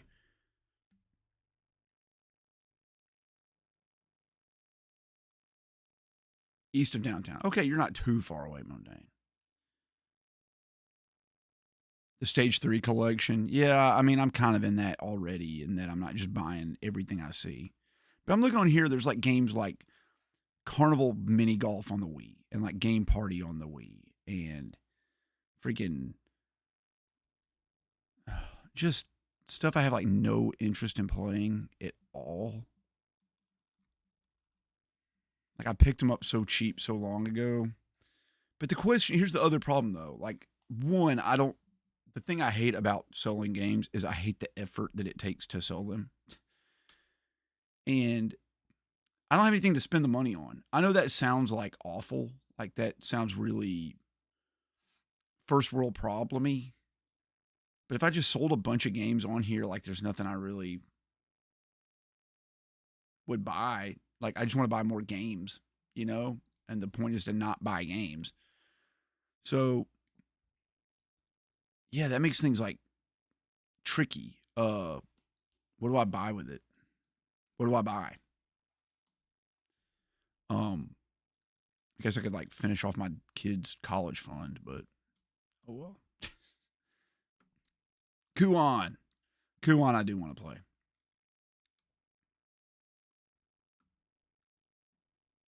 Ah, yes. Trepang 2. I just got it for my birthday. It's sitting right over here. Let me show you.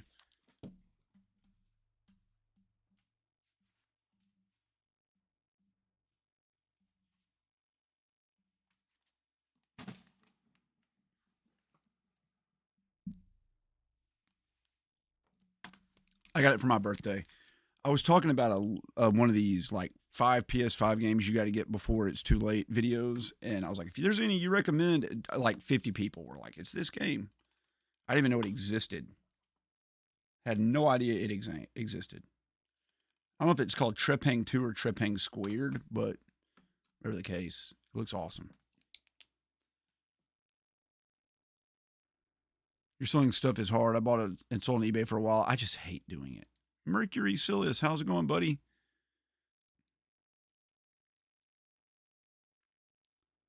You sold all your old stuff, Greg H. Thank you so much, Mighty Mesprit. Appreciate it. Oh yeah, it's gonna end soon. I need to eat something too. Kevin Leclerc, how's it going? You told me at Retrofest about Mo Game Con. That's right.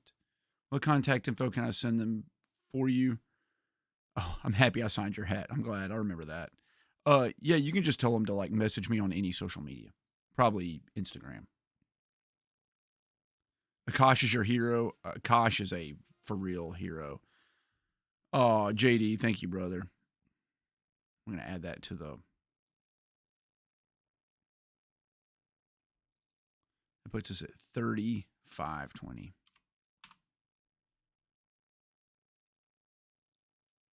Thank you, Bearcore. Oh, and thanks for the belated birthdays. I do appreciate that. Yeah, it was back a couple weeks ago. Yes, NB, that was a Nick Huber guitar. It was a Krautster and the Krautster 2, and the guitar before that was a Taylor 814 CE.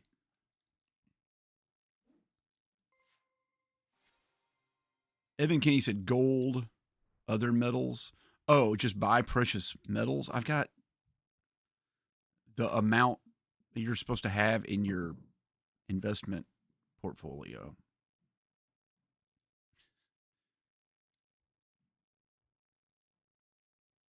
Thanks. I'm not a great singer. I'm an okay singer. Some songs I sing all right. I sing because I like have to, and I like to do it, but I'm not. I wouldn't be good enough to be like a professional singer.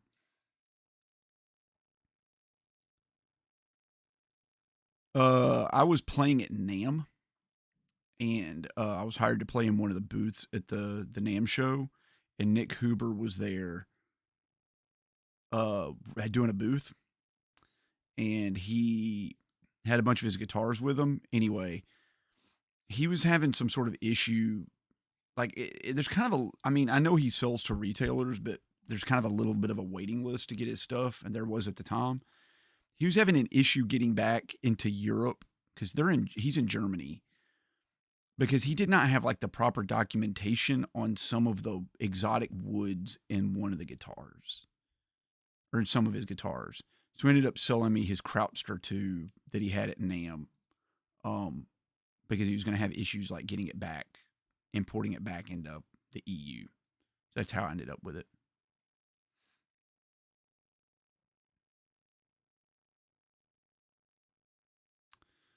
Kevin Leclerc, I can guarantee you've heard me play on at least a couple different songs. If you've listened to music in the last 20 years, you've even heard some songs I've written. Sadly, I'm more well known as a ghost writer and what they call a hired gun. So my main things when I do session work are people bring me in because they can't nail their part. Like, they need to play a guitar part.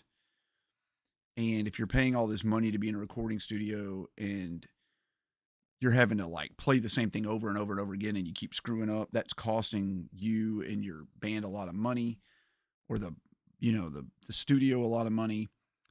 Or what they'll do now is like you'll play like a little snippet and then they like splice it together, and you play another little snippet and they splice it together, and you play another snippet and they splice it together, and they some studio engineer tweaks all that to make it sound clean. That costs money too, because you're paying the studio engineer his time to fix your mistakes. So sometimes it's cheaper for them to bring somebody like me in to just like nail the part real quick. Something that might take someone like half a day to do, I can knock out in 10 minutes. Something that might take someone a week to do, I can knock out in a day. Also, I did a lot of ghostwriting. So what happens when you go into a studio? Sometimes you're just hired to like play a part. And I'll tell it more about like Nashville. So you'll come in and the producer will be there, and some artist will have like a demo. Sometimes it's like basically a fully recorded song with like their band or whatever, and you just reproduce exactly what they did, but like better, like higher quality gear in the studio, everything. Sometimes it's like parts of a song, like it might be like drums and piano, and they want like a full like rock band or something with it. Sometimes they just, it'll be like a singer and an acoustic guitar on the recording. Anyway, the engineer will come out and he'll have a piece of paper, and you'll all listen to the recording, and he'll chart out the lead sheet, right? He'll write like verse, and if you have a good producer, he can literally just tell you the chords, like, 1 chord, 5 chord, flat 7 chord, and then you kind of like split off in your own little area and you work out what you're going to do. When that happens, typically what goes on is you just get paid a flat fee. They just pay you some amount of money to do that. It could be anywhere from $500 up to $20,000, depending on like if you're doing a whole album or, whatever. And you got a lot of work to do. It just depends. But what does happen sometimes is that an artist will come in and they will have part of a song or no song or whatever, and they need a song. So these artists get paid on their contracts to record an album every number of years, like one every 3 years, and each one has to have 10 songs. And they're due. Like the next album's due. They got to record it, and they only have 6 songs written, and they need 4 songs right away. So what they will do is they'll come into the studio, and this is kind of a little bit of a studio secret, but I think the cat's out of the bag. A lot of artists, especially artists who are famous for writing their own music, don't necessarily write their own music. They hire people like me called ghostwriters. And I will write the song for them. Sometimes I will write every single note of the song. Sometimes they have an idea. Sometimes we sit down on a couch, we write the song together, whatever the case it is. It's my job to assist them with the song. Now, they will say they are technically kind of writing it, because even if I write everything on the song, it's under their guidance. Like, I want this to feel like this, and, I want like some sort of riff here, and I want, a lead, I want a solo. I kind of want the solo to like cascade up, whatever. Kind of like the way Lars Ulrich writes Metallica's music. He doesn't like know any notes. He doesn't know how to really play guitar, but he can tell James Hetfield, like, I want a riff that's more chuggy, and it needs to be chuggy and then some slow notes. And then, so what happens is you get hired to ghostwrite. You don't necessarily always get hired to ghostwrite. Sometimes the artists want to, hire you to be a writer on the song. You'll see people like Beyonce, there'll be 35 writers on one song. And the reason for that is there's kind of a rule in Nashville that has sort of become prevalent nationwide, and it's called write a word, get a third. If you like contribute at all to a song in a creative sense, not like I played what they told me to play, but like I wrote a riff, or I made a drum sample, or I wrote a harmony or something. If you creatively added to the song, you are put down as a writer and you get royalties on the song. Now, for most of my career, the people I was recording for, they probably weren't going to sell a lot of albums. I could tell when they were like writing the songs and playing them, I was like, no one's going to want to listen to this. I didn't want royalties. I'm not going to spend a week of my life recording someone else's album for them to then make $52 in royalties, you know. So I'd be like, I will do it for a flat fee. Just pay me a flat fee. And that's always the kind of the way I preferred to do it. A bird in the hand is worth two in the bush. However, there have been a few times in my life where I played a song or ghost wrote or something where I was like ghost writing with a team. So like one, I was recording for a famous Nashville artist, and it was like me, a drummer, and a bassist. And the bassist, he didn't want to take the flat fee. He wanted to be listed as a writer on the album and wanted to get royalties. And so we just agreed to it. And that has bitten me in the butt multiple times, and it's paid off for me a couple times. And so, you know, I've done that for years. I don't do it hardly at all anymore. I will still do a little bit of session work here and there, but the truth is after COVID, session work got so strange because so many people were like locked inside their apartments and houses, and they just like learned how to record albums themselves. So you realize just how much you can do by yourself. So like, why pay someone like me? And by the way, my guitar rate is $350 an hour. It only goes below that for special circumstances. Like if you're a personal friend of mine and you're hiring me to play your wedding, or if you do a long-term contract. So I've been doing a long-term contract. I've been playing every Wednesday at this country club for a couple months. I did a discount for them because they booked me out for months in advance. And it was just like solid work, and it was easy.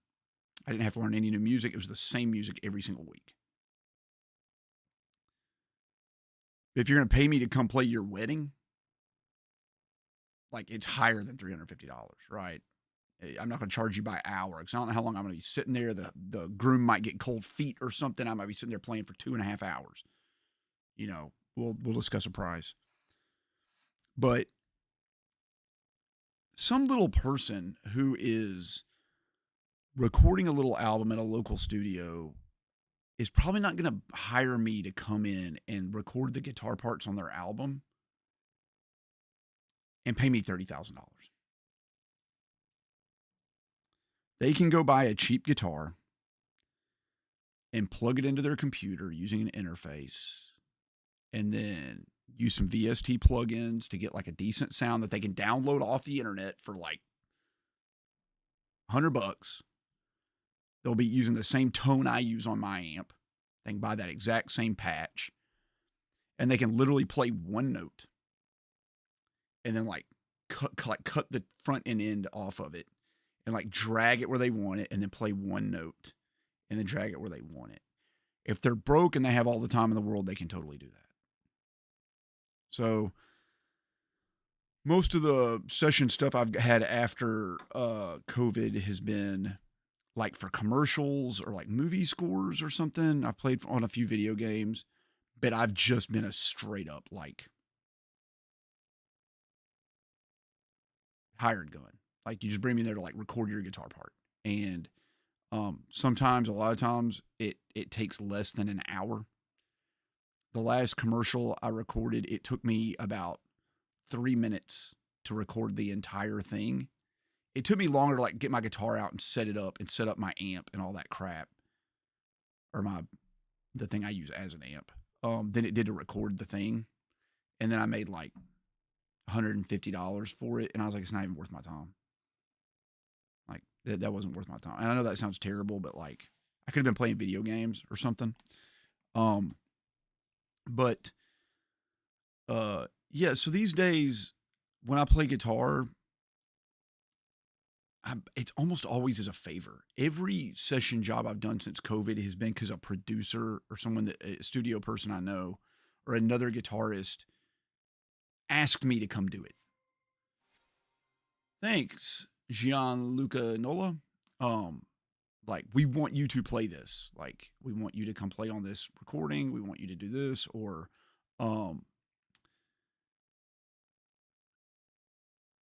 you know, it's just stuff like that. Easy stuff. Most of the stuff I do is I just play local gigs by myself. And I'm fine playing at some rich person's private dinner party for $1,000. Like, sign me up. So that's fine. The issue I had with a lot of it was I love music. Music's my first love. And I never get to play what I want to play. I'm always paid to play what other people want me to play. Never do I get to do it.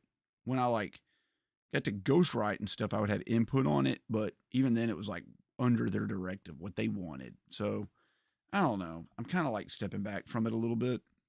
And part of that is because YouTube, I make money on YouTube now, not a ton, but certainly not as much as I make playing guitar. I'll say that, but there's not really a time to do both full out all the time. So I'm just kind of enjoying guitar at the moment, but I still do play a couple times a week, 2-3 times a week.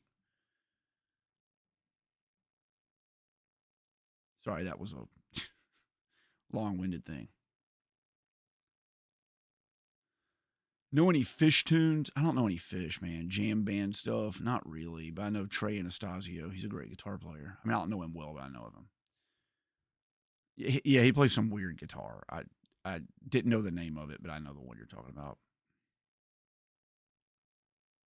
Oh, yeah, dude. Rick Beato, 100%. I watch Rick Beato, too. I know Rick, kind of. I don't know that Rick would know my name, but I would definitely if I saw him, he'd be like, "Oh, hey man," and we'd probably shake hands or something. I've met him 3 or 4 times and sat at a dinner table with him with a group of people. So, yeah, no, the music industry is a weird place, and it's with AI now doing what it does. It's it's going to be about live playing. It's going back to live playing. Dustin Collins says, I've been playing game collecting his whole life. I have a pretty large collection, but never owned a 360. Now I'm trying to collect games for the system, and it's more of a struggle. Do you just accept paying more? Just pay what they are. Only worry about having to pay more for something if it's unfair. And the games are not unfair. There's very few games on the Xbox 360 that I would say are an unfair price. The amount of fun you're going to get out of them, just pay it. It's not that bad.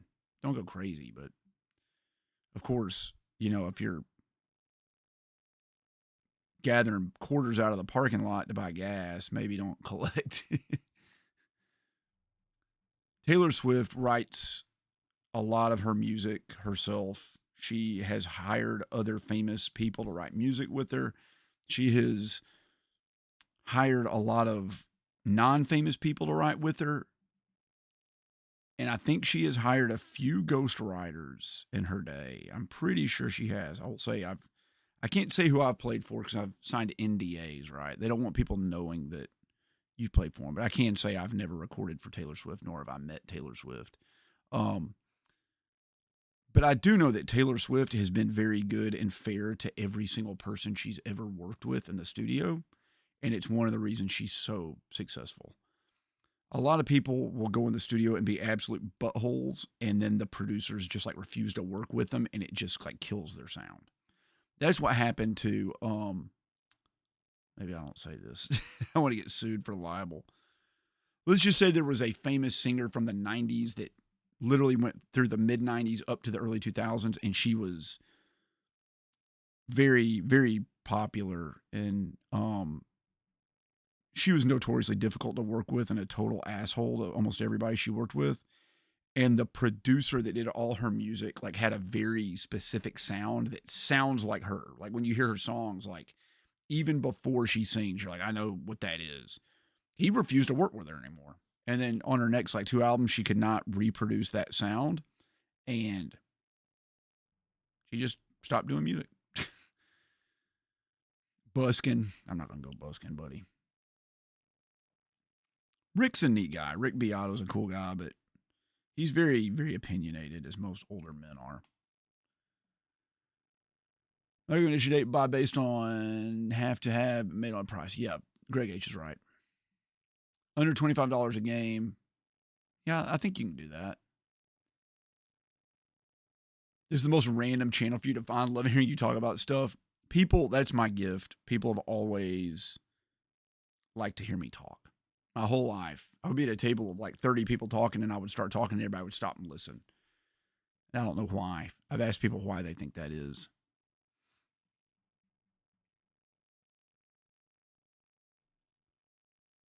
All my music stuff is on the side.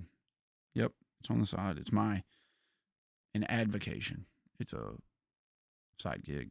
I've made enough money at it, and I do it enough to say, like, I'm a professional guitarist. You could say I'm semi-professional because it's not my full-time thing. And I've been working at my job as a researcher for the last almost 20 years.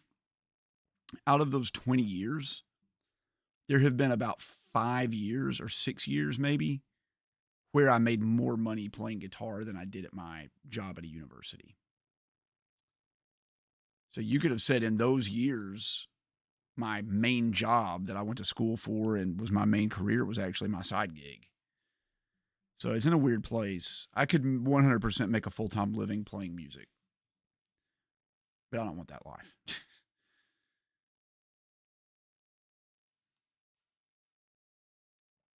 The music industry is crazy, but it's usually pretty standard.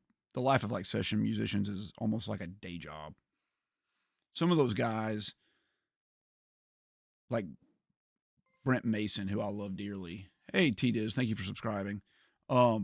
He just like works for a studio. He just goes in like 8 to 5 and just plays on every freaking album that comes in there. That dude's been on more albums. How many albums has Brent Mason played on?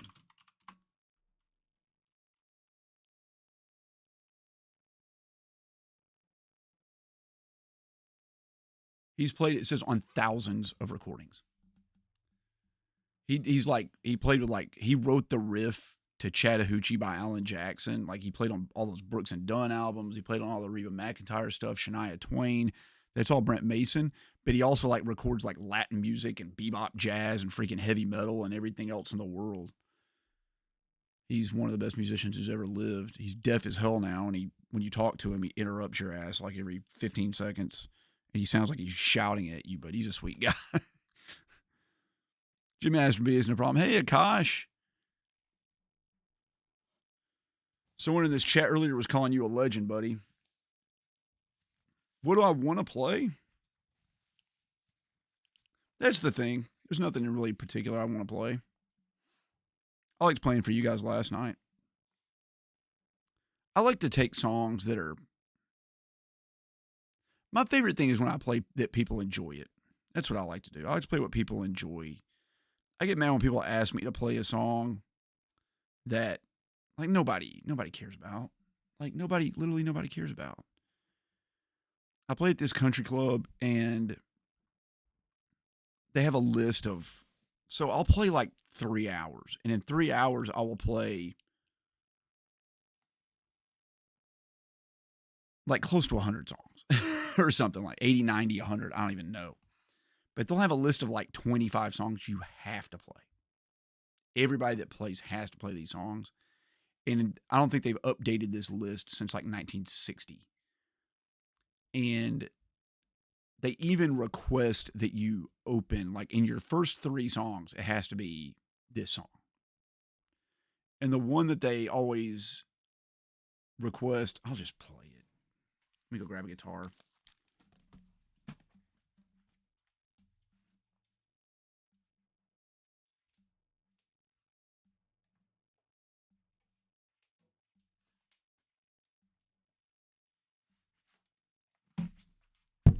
I literally play it off a piano score, but I don't know by heart. Like, I don't have it memorized, but I can probably play it.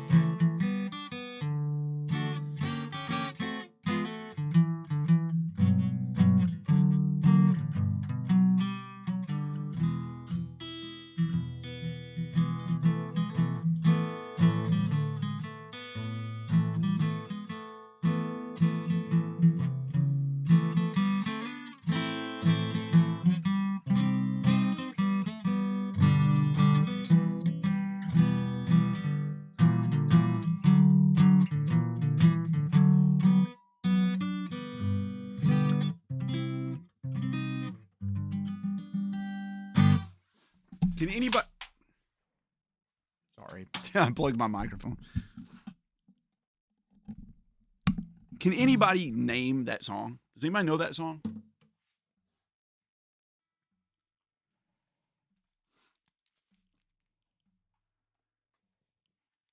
I have done score work, but not for any films or games I know of. That is It Had to Be You. It had to be you. It had to be you. When did that come out?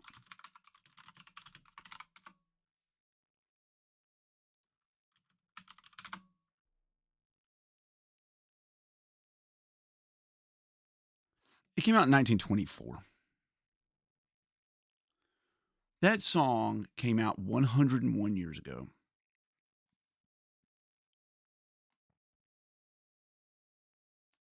And like I have to play it my first 3 songs.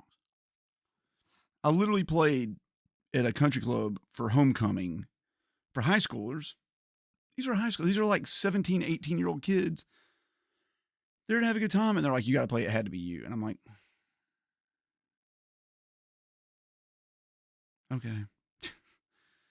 All right. Sweet Home Chicago is fun, though. That's like an upbeat blues song. What camera I'm using here, it's the Obsbot Meet SE2. But my main camera that I use is right back there, and it's the Sony FZ1F. Everyone tells me I need a better camera, but buddy, I just really don't want to buy one. I'm real frustrated. I'm gonna rant for a second about photography. I love looking at photography. I like photos. I like nice photos. Okay, I appreciate the art form. I hate the hobby of photography. I don't like taking pictures. I don't like learning about lighting. I don't like cameras. I don't like learning about how cameras work. I have watched so many videos explaining how cameras work, and I swear my brain refuses to learn it. I have like such an aversion to how cameras work, my brain won't learn. So I talked about this on a live stream already. Everybody's like, you need a better camera. And I'm like, okay, which one do I get? And they're like, well, what do you need it for? No, the first thing they always say is, what's your budget? And I'm like, just tell me what I need to get. People talk about how prohibitively expensive certain hobbies are, like game collecting. I'm shocked at how freaking expensive photography is. Like, just to get into photography, just even like a little bit, like, let's say you're going to go like photograph some crap at your botanical gardens. Like $5,000. Like minimum. If you're going to like photograph your friends' freaking wedding photos, like $25,000 worth of gear. Like, it's insane how expensive photography is. And they're always in a rat race. Like, if you don't have the latest thing, like your gear is useless. I hate that. I cannot stand that. Lucy Nunez, thank you so much. The songs that I enjoy playing the most. So NB, I wouldn't say a $3,000 guitar is very high end. I would consider that kind of like how much your standard professional level guitar would be. Canon and Panasonic are good. I get it. I know, Master. Also, everybody in the world is an expert on photography, by the way.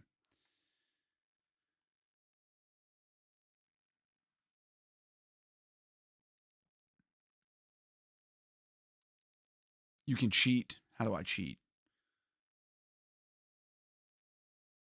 So you heard like 4 notes that entire jam. You're listening on monitor speakers. I'm sorry. Oh, man. I'm done with freaking guitars. I'm not going to lie to you. I have no desire to buy any guitars whatsoever. Like, none at all. I have everything that I want or need For the longest time, I was a gearhead, and I had GAS, which is called guitar acquisition syndrome. I've owned over 150 different guitars in my life, and right now I have about 13, I think. There are so many times in my life where I would go do some recording session, and they would request like a specific piece of gear. Hey, do you have one of those? No, always. I'd be like, yes, because I didn't want to lose the job by not having the gear. So I would like go buy that thing. Like, we need you to come play bass. So I'll go buy a bass. And then think like, oh, this will be really useful. If anybody ever hires me again, I'll already have it. 90% of the time, no one ever requested it ever again. I was listening to Tom Morello talk about his first album with Rage Against the Machine. And he needed a guitar that didn't have a tremolo system. So no whammy bar. Because he needed to play drop D. He needed to tune one string down. And if you have a tremolo system and you tune down, your tuning goes all wacky. Advance UA, thank you for subscribing. So the only guitar he could get his hands on that didn't have that was a Telecaster, which is like a country western guitar. And he was like going through all this crap, trying to make it sound like other bands. And he was what they call tone chasing. Like you hear some guitarists you like, and you're like, I want to sound just like them. So you go buy all their gear. You buy the guitars they use. You buy the amps they use. You buy the pedals they use. You buy the strings they use. You buy the freaking picks they use. You buy the cables they use. And you've spent $12,000 to try to sound like Joe Bonamassa or some crap. And then, of course, you don't, because like you don't play the same way they do, but you're close. He's just finally got fed up with that crap. And he said, this is the gear I have. My job is to make it sound as good as I can. Not like somebody else, just as good as I can. I heard him say that about 10 years ago. And I was in a recording studio. And the producer very much specifically requested that I nailed a guitar tone from an artist. I can't even remember who it was, but it was like a very famous kind of guitar tone you would recognize. Like Jimmy Page. Like sound like Jimmy Page. Normally back in the day, I'd be like, well, he uses a Marshall and a Les Paul. You need like a 76 Les Paul. Oh, thank you so much, Command and Console. I really appreciate it. What is $5 UK? We'll say it's like $7. 42. Pound sterling. It's about $7 US. What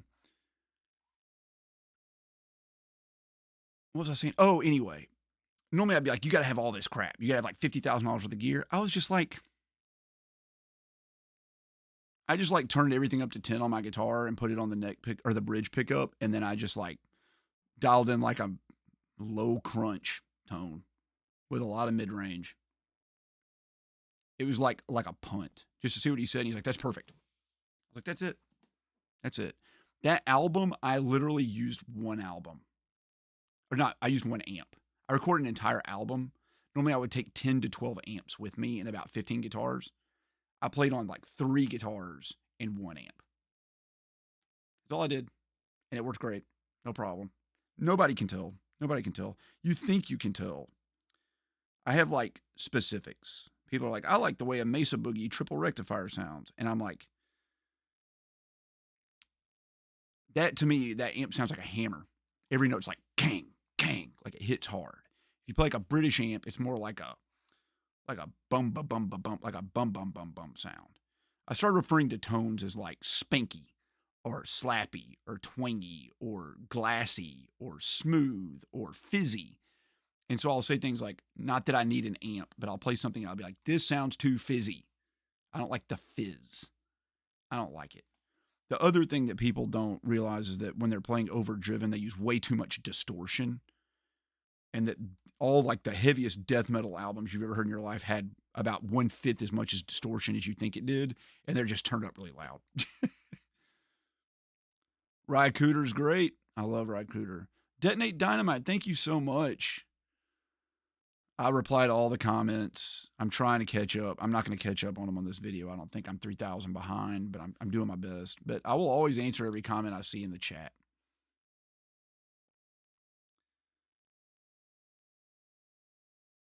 Oh, Pixel Perspective's awesome. Thank you. Yeah, you're the one messaging me about the analog NT and the FPGA stuff. Yeah, an analog is just an FPGA, a field programmable gate array. It's instead of emulating the console using software, it uses a chip that can mold itself into the actual circuit board of that console. So it becomes an NES.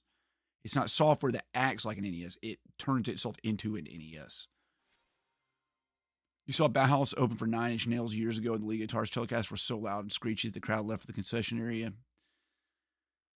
Buddy, let me tell you.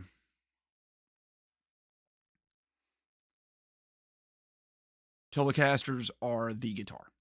They are the guitar. My dad played a Telecaster and loved Telecasters. He was a Nashville guy. Everybody in Nashville plays Telecaster. So, of course, you got to get a Telecaster. I have owned, I was trying to count it for my wife the other day. I think I've owned 13 Telecasters. And every damn one of them I've had some sort of issue with. And on some guitars, for a Telecaster, which is a plank of wood screwed in with 4 screws to another freaking plank of wood, I am unwilling to compromise on a Telecaster. If it has one little thing about it, I'm like, screw this freaking guitar. It's better be freaking perfect. But if you get a perfect Telecaster, it's like the guitar. It is the guitar. When I've been playing these jazz gigs at the country club, I've been playing on a Telecaster. No joke. I've been playing on a freaking Telecaster. A Nash 54 Telecaster with a Bigsby on it. That's what Julian Lage used to play jazz. He's like the best jazz musician in the world right now. And he uses a Telecaster. That's one of those things. Everybody thinks you need a jazz guitar. You got to have a hollow body or a semi-hollow body. I've got a Gibson ES335 upstairs. I've had a few hollow bodies. I had a D'Angelico that was an absolute piece of shit. I had the Ibanez. Oh my God, what's his name? Pat Metheny Ibanez. It was a pretty decent guitar. It fed back like insane. But here's the thing. Why do I have to sound like the old jazz guys? I'm not playing big band. I'm playing by myself. Julian Lage usually plays by himself, or he plays with like a drummer and a bassist. Why do you want a semi-hollow body guitar that is round and dark that's going to bleed in and get covered up by the drums and the bass?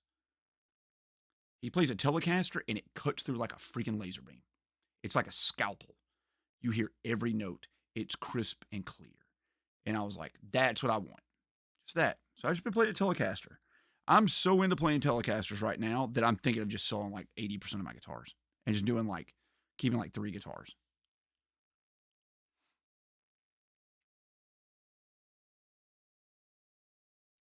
Mecha Otaku, I am making the amount more because I have too many games in the backlog, so I'm trying to slow it down.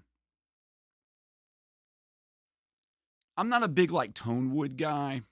I think it does matter.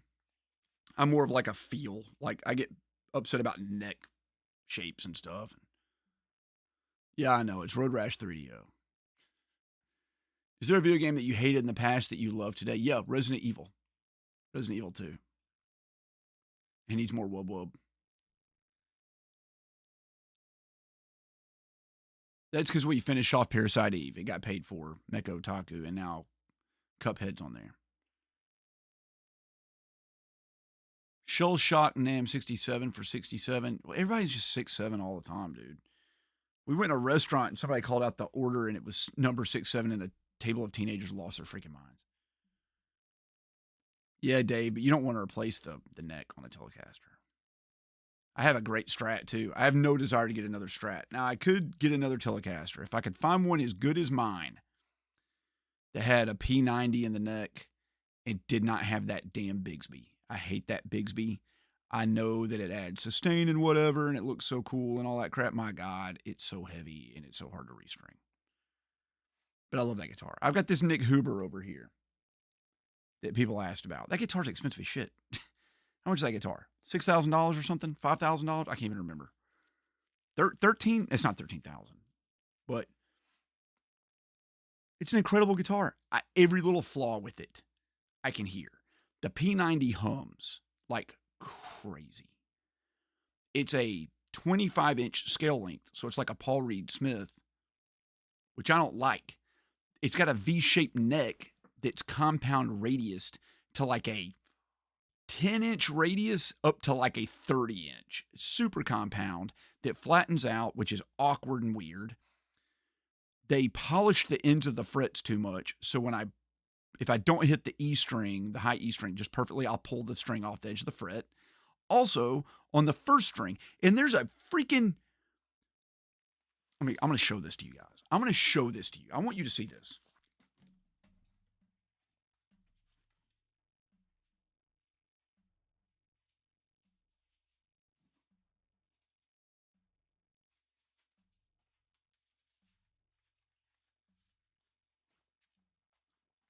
You want to see like peak guitar pretentiousness? Let me show you this crap right here. My God, it smells beautiful. There's the Nick Huber. Like, here's his folio that you get. It's like when you buy like a nice watch. But there's this. Here it is. Certificate. There it is. These are the kind of guitars, guys, that they write the serial number with their hand and like sign it with a freaking quill. It has everything about it. The body is Spanish cedar. The binding is cream. Okay. The neck, Madagascar flame maple.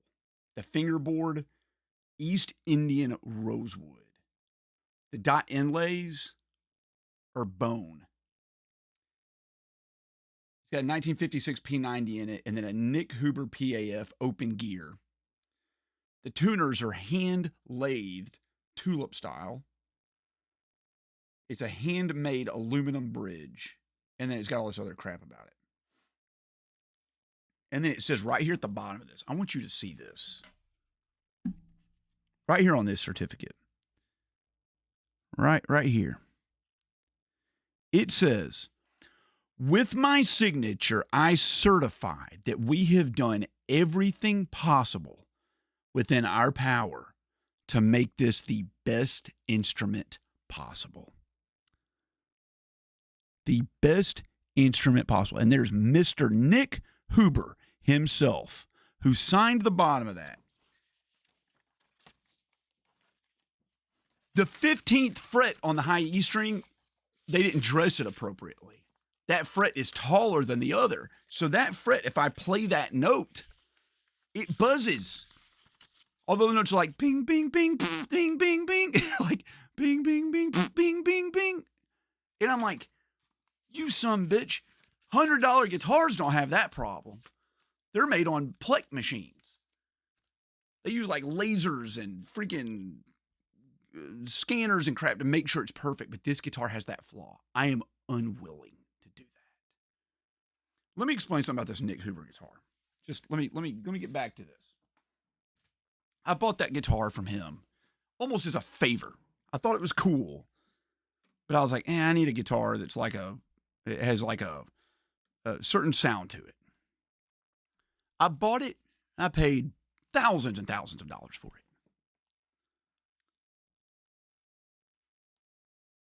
I brought it home and put it on the stand and did not touch it for like a year. And was just like, I'm going to sell it. I don't care. And my wife said, why don't you go gig with it and just make sure like you don't like it? I was like, okay. So I played at this country club. And it was a cold winter night. And I was playing in their like restaurant or whatever. And there was just a handful of people, maybe like 15 people in there. And I had never played or sounded that good in my entire life playing at a country club. I was nailing parts I mess up every time, stuff that I was like, hesitant about being able to play. I was just killing it, just doing a great freaking job. people were coming up to me and being like, "That's incredible." People will be like, "Good job," you know. They were like blown away, and I was like, "It's this guitar." But the guitar feels so weird and foreign that it's not enjoyable to play. It's like when you cross your hands like this. Like if you cross your hands like this and it feels natural, and then you cross them like that and it feels so strange. Or let's put it this way. Let's say you play baseball and you bat right-handed, and you've batted right-handed your whole life, and you just as a joke decide to bat left-handed, and it feels awful, like terrible, like you have no self-confidence, but you bat like twice as well. That's what that guitar felt like. Like it made me a better guitarist. And I was like, this guitar is magic. Like it's a magic guitar. I played with it at another gig, and that just did not happen. I played with it at another gig. It just did not happen. It just did not happen. And now I'm like, the more I play with it, I see flaws. Like the nut, which is this part right here that the strings go through, it's cut too high. So playing on the first fret down here, it's too hard to press the strings down. Up here at the 16th fret, one of the frets is too high. So it does it buzzes. Instead of going, it's like, it frets out. There's too much relief on the neck, dude. So like, it's hard to play down here. It's harder to play in the middle. It's easy to play up here, but one of the notes doesn't work that I have to play all the time. Whenever I'm playing an E,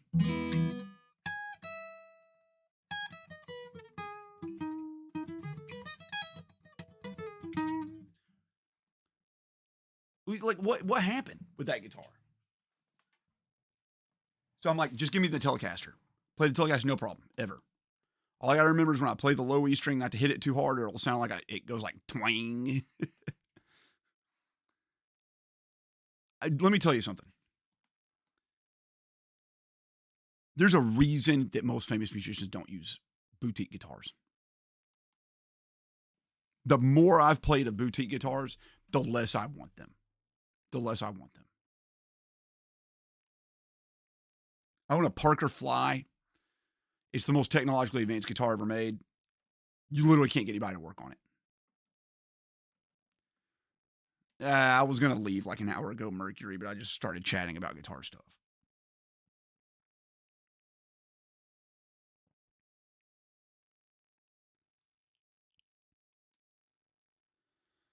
Greg says, wish list current games, wait till they hit. That's what I do. That's exactly what I do. I have a literal spreadsheet of it. I'm not going to make a damn guitar channel. You can forget about that crap. It's the last thing I would do. Guitar channels suck. If I made a guitar channel, nobody would watch it. It would just be me playing like cool music. Like you got to review gear. What's my profession? I'm a professional guitarist and a neuroscientist.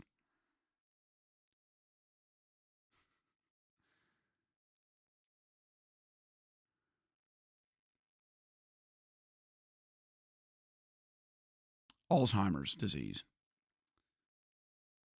There's no universal guitar for everyone. They all have different hands and techniques. That's true, but I'm used to playing lots of different weird guitars. But the Nick Huber just feels so different weird that I don't know if I like it or not.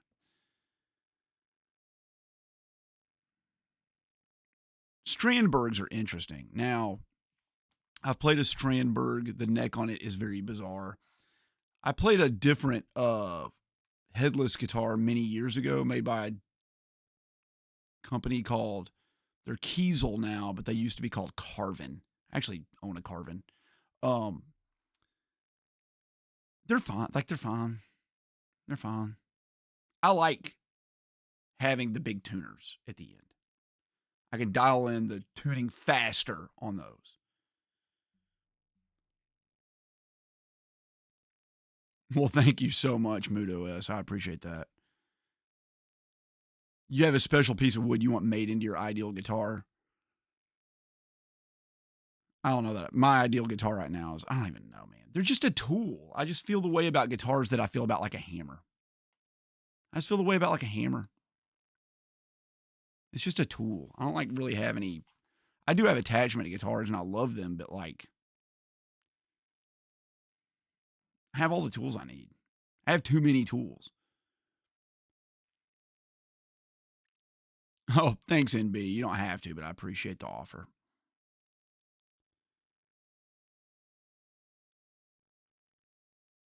I did not play the Liza P DLC, and I don't want to either. Once through on that game was enough. I hate when DLCs come out so far after the game, you're like, it's like an old girlfriend coming back or something. You're like, I thought I was done with this crap, and this has showed up again. Uh-uh.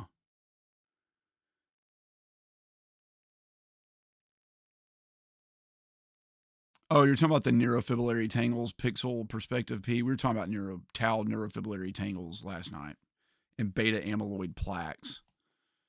But I'm off work today. I don't want to talk about neuroscience.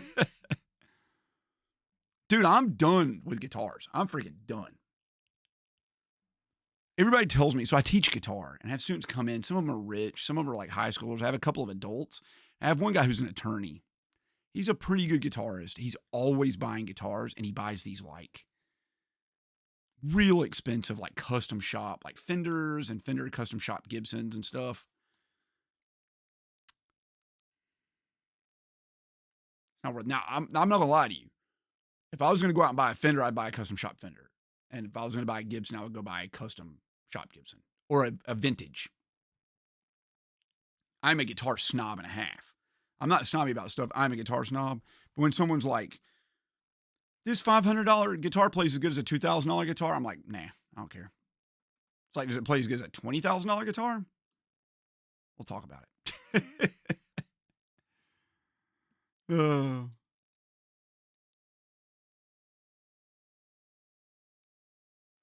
See, like, I don't even need a super strat. I have a Team J Craft Prestige Ibanez.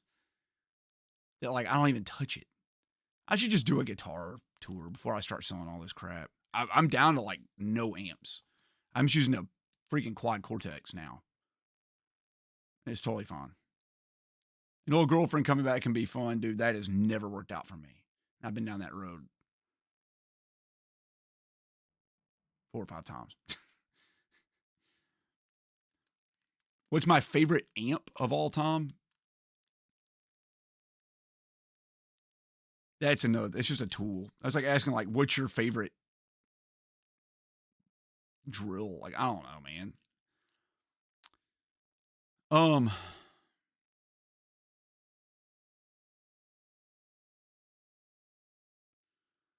I guess we're just talking like traditional amps. It's just a Fender Twin. The problem with the Fender Twin is it weighs like 100 pounds and it's so damn loud you can't play it anywhere. And everybody's like, oh, just go down to the Deluxe. And I'm like, I love the Fender Deluxe too, and it's loud as hell, but it doesn't have that thwack that the Fender Twin has. If you've never played on a dimed out Fender Twin reverb, it'll change your life. That shit is loud as hell. Like, it's so loud, it will blow your eardrums apart. Like, you'll just be instantly deaf if you dime it out without hearing protection. But these days I use a quad Cortex, so I have all my amps modeled into it. But I've been playing on the, oh my God, what's his name? The Brazilian guy who's like the best guitarist ever, Mateus Asado. I've been using the Mateus Asado plugin on the Neural DSP Quad Cortex. I literally did not change a single thing on it. I turned off the speaker cabinet emulators because I actually plug into a real speaker cabinet. I have not changed anything.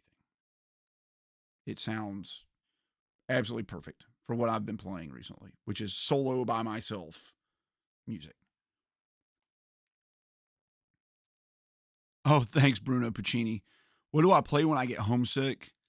I play a lot of the music my dad played and stuff that I used to play for my mom when I was little. Whenever I play songs, it's just like memories. I don't even think about playing half of them. It's just memories flooding back. Oh, it's been fun, Game Vaughn. Thank you for coming to hang out in the middle of the day.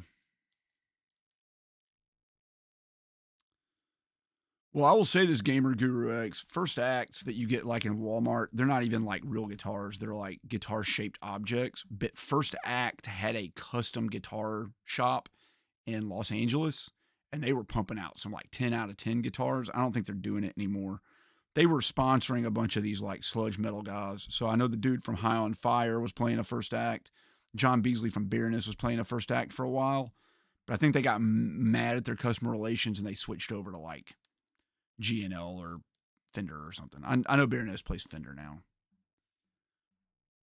You played a 50 standard Gibson and a lot of the Gibson Luster Diamond. I realized that the era neck is not for me, but the 60s and slimmer ones are. So MB, I have a R0, which is a custom shop historic reissue Gibson 60. That's one of my Gibsons.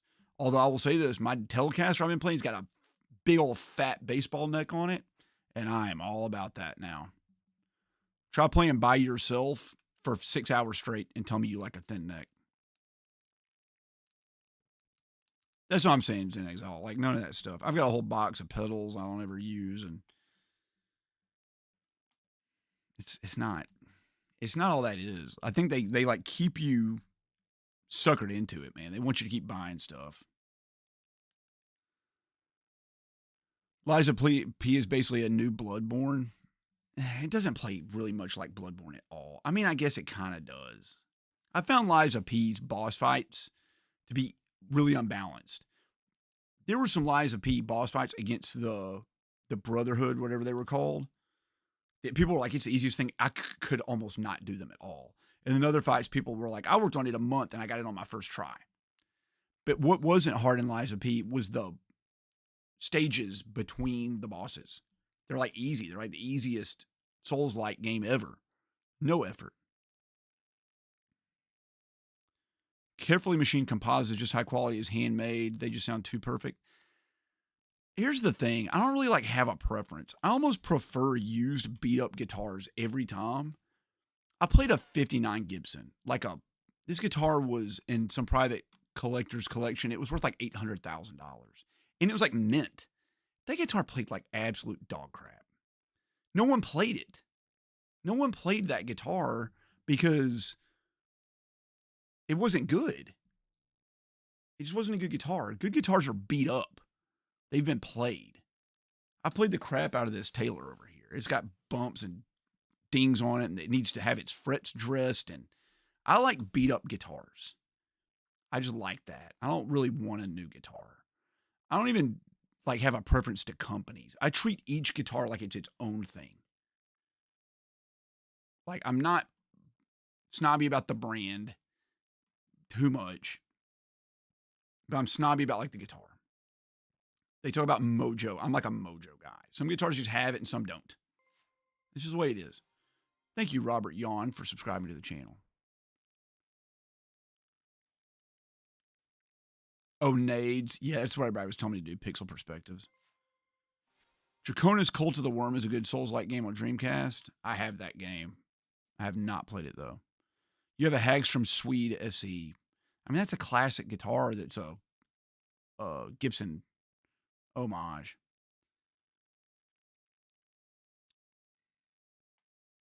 Yeah, you shoot them out of your arm, Greg H. Yeah, I've got so many guitars. Like, there's not too many guitars. I've been around the block a long time with guitar world. I've been playing guitar for 38 years. I've seen it all. My dad was a semi-professional guitarist. He had a lot of crazy stuff. I played at NAMM. I've seen everything there is. I will say this, though. I am done as absolute shit with Paul Reed Smith. I don't think there's a thing anyone could do in this world to get me to buy a Paul Reed Smith. I remember in the 90s, I would go in a guitar store, the cool thing, right? And I'd be like, oh, I play Paul Reed Smith, trying to like seem like I'm cooler. And they're like, oh, okay, here. And they'd bring me a Paul Reed Smith. I would play like crap. And be like, this guitar's terrible. I've owned a Custom 24. I've owned a Custom 22. I've owned a McCarty. I've owned right now I have like the S2 American single cut, whatever it is, Tobacco Burst. I gigged with that guitar the other night. It played and sounded terrible. I don't even know why I own that guitar. Just to say I have a Paul Reed Smith, I guess. Nobody cares. Most of the people watching this don't even know what Paul Reed Smith is. That guitar sucks. The guitar is awful. Maybe it's I don't like 25-inch scale lengths. I don't know.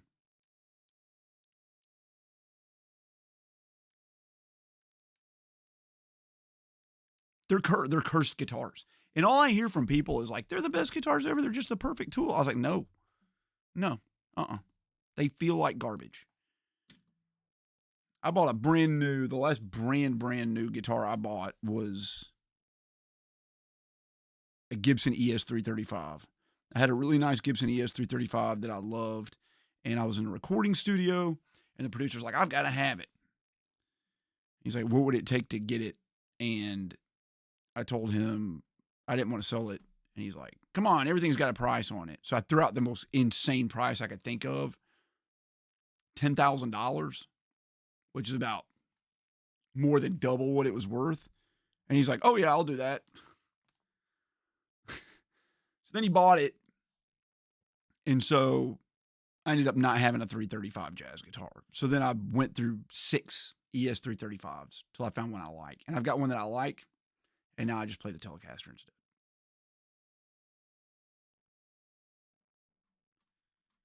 Fender and Gibson are fine. The Les Paul or the Paul Reed Smith is not my jam. It's just 25, isn't it? PRS scale length. It's just 25. You wouldn't think a half an inch would make much of a difference.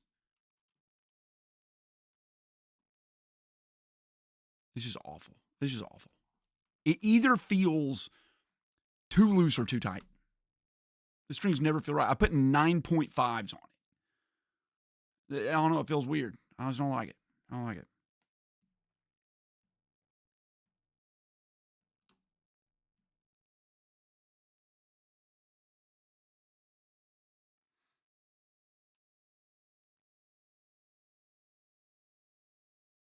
Oh, yeah. That Assassin's Creed Syndicate, when it came out, was basically useless. That sounds cool, actually. But yeah, I'm done with guitars. I'm not buying any more unless something just amazing happens. I did see this. I saw a guitar I did want. It was a Gibson Les Paul Junior carved.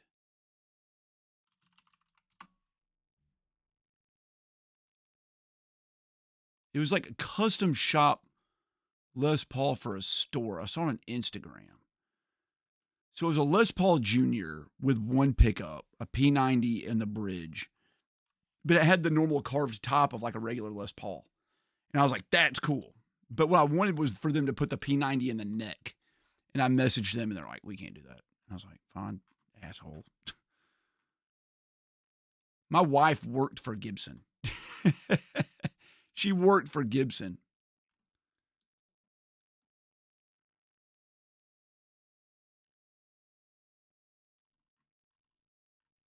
Anyway, what I want is just a freaking Telecaster with a P90 in the neck. Or do I? Do I, though? I've been just playing with a regular Telecaster. Freaking lipstick.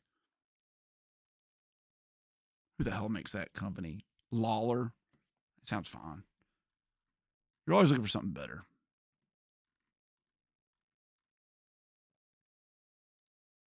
But I don't hardly play distorted anymore. It's all clean stuff when I'm playing solo. So, like, I don't need a Les Paul to play at a country club. I've got 2 of them sitting upstairs.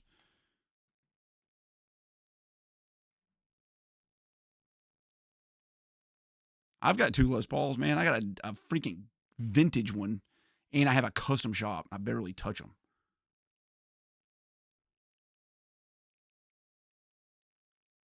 The Telecaster, mine's super hot, and that's totally fine, man. Just turn the amp down.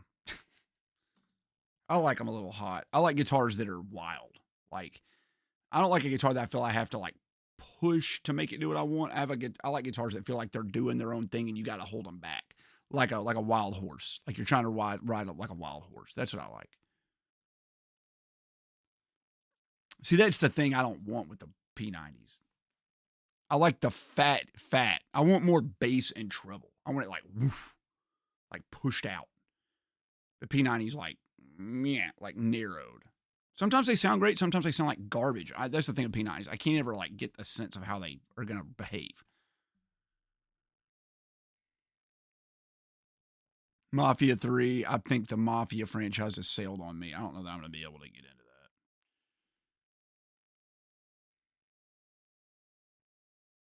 I mean, I like P90s. That freaking Nick Hooper over there's got a P90 in it, and I loved it. It's got like the PAF in the neck that sounds like a death metal pickup.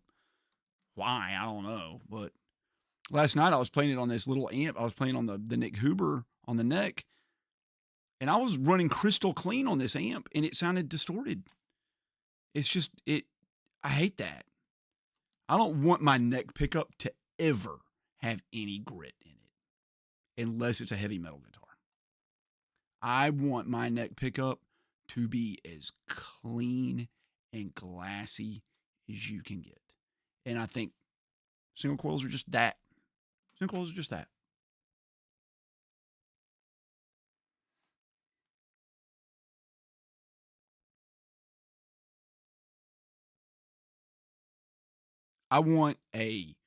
Here's what I want. This is what I want. I want either a vintage Telecaster, but this doesn't exist. So give me like a brand new relict Telecaster. It looks like it's beat to hell. Neck all worn in. I want a Lawler freaking lipstick neck pickup. Crisp and clean. No breakup.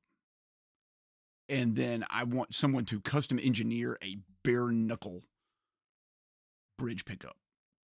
Put it in. Find out how to do that. Bare knuckle humbucker in the bridge. I don't know how that'll even fit in the little ashtray on a Telecaster, but like make that happen. And then I want no tremolo system. None. Absolutely none. I'm done with the Telecaster 3 saddle thing on the bridge. Give me 6 freaking saddles. And I don't want a damn one of them to be brass except for the G-string. Just the G-string's brass. I want a bone nut on it made out of antler. And I want the freaking strongest, heaviest, dutiest locking tuners you have ever seen. I want those. I want the guitar to look like it's 70 years old, but play like a brand new guitar. That's what I want. And I could just call up like Nash Guitar and be like, do this. Maybe I can. Or I can get on the list with Nacho Guitars and talk to them about it. Oh, and I want it to be like white. I want a white, 50s white Telecaster. Not TV white that's yellow. I want like white. Oh, it's fine, Neil, that you missed me at Retrofest. It was okay. I'll be at a lot of other conventions. I know Mafia 1 and 2 are supposed to be great. I just don't know that I have time to play any more of those games. Those open world games take up so much time. It's more like a Goodfellas movie. Don't tell me that. That sounds too good. Keith, I'm sorry you're sick, man. It's going around. But maybe I should do just a tour of my guitar stuff. I don't know if anybody would care about it. I forget that I have guitars. Like, I forgot I had a Paul Reed Smith. I was like, okay. But here's like, what do I do? What do I do with the stuff? Do I just go sell like $30,000 worth of guitars and then just, what do I buy with it? Just like one ultra mega guitar. So that's the thing. You like go buy your dream guitar, what you think's your dream guitar, and then you're like, this one sucks too. So then you buy another one, and then you buy another one, and then you buy another one, and then you buy another one. But I like the idea of having just like 3 or 4 guitars and just riding them so hard, just like free, like Stevie Ray Vaughan style. You just play the ever loving hell out of them. That's what I want to do. I have so many guitars that like I look at one and it's neglected and I'm like, I should play that. And then I feel bad about playing it because I was like, I should play my favorite guitar. So I should just get rid of a bunch of them. There aren't $30,000 worth of games I want to buy. There's hardly any games I want to buy. I could buy everything on my wish list for like $5,000 or something.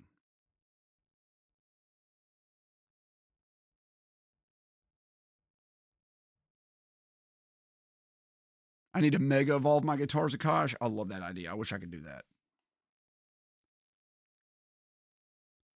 There's no dream model. I have the dream model. I have $30,000 and $40,000 guitars. Like what do you buy with it, man? It's like an existential crisis, right? It's like these rich people, and I'm not rich. And I want people to know that a lot of these guitars I inherited. Okay, I did not buy a $30,000 guitar. I inherited this when my father passed away, and he bought it back in the day for like $600, you know. What do you buy with it? There's no guitars better than those. They don't exist. There are no better guitars. There's just I just want less guitars. That's what I want, not more stuff. I want less guitars. I could go buy like a Porsche. I go buy a Porsche. I've wanted a Porsche, a car, but then my kids will just tear it up. The thing I could buy the most is like time. I need time. I want a social media manager. I need a social media manager.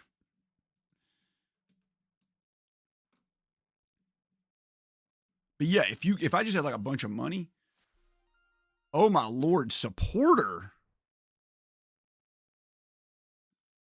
Sound barrier, that's the $10 one? That's the $10 one, right? Put you up to 52 here. Yeah, if I won like a bunch of money, I would open a studio, a YouTube studio, and I would hire an in-house editor and an in-house social media person, and maybe hopefully one of those two people can make freaking thumbnails. And I would sit there and stream and play video games all day and make YouTube videos. That's what I would do. That's all I would do. And then when I went to conventions, I would like rent like a damn Ferrari.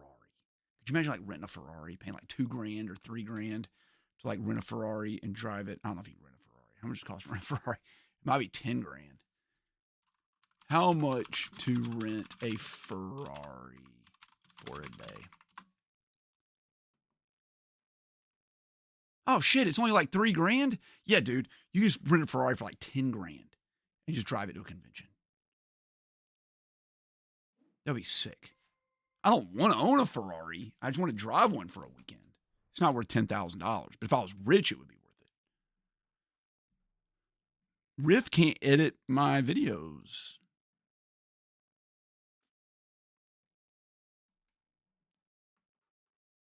Oh, thank you so much, Soundberry. Yeah, I don't use any AI for anything.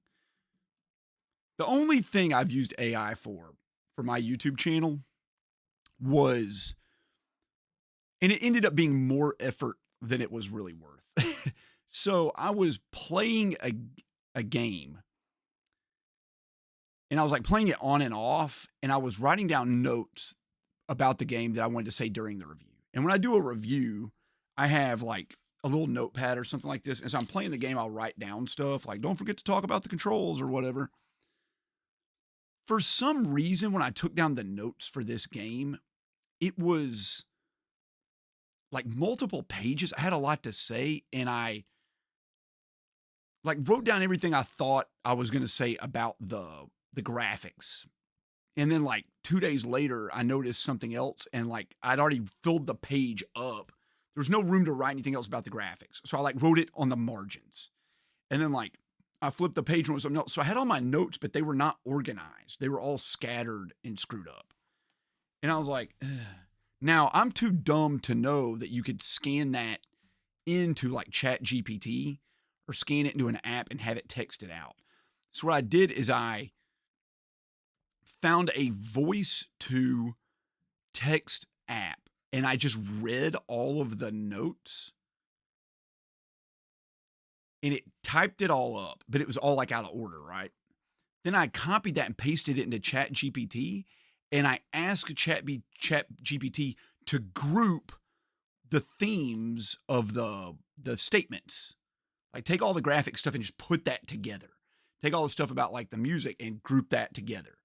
So I'm not like copying and pasting and dragging crap around. Chat GPT just like didn't do it. It just like rewrote half of what I said. So it didn't work. That was it. That's the only thing I've used Chat GPT for. Oh, I will use Chat GPT sometimes when I'm trying to make a thumbnail and I have a statement I want to say and it's too long. Like you don't want to put more than 3 or 4 words on a thumbnail.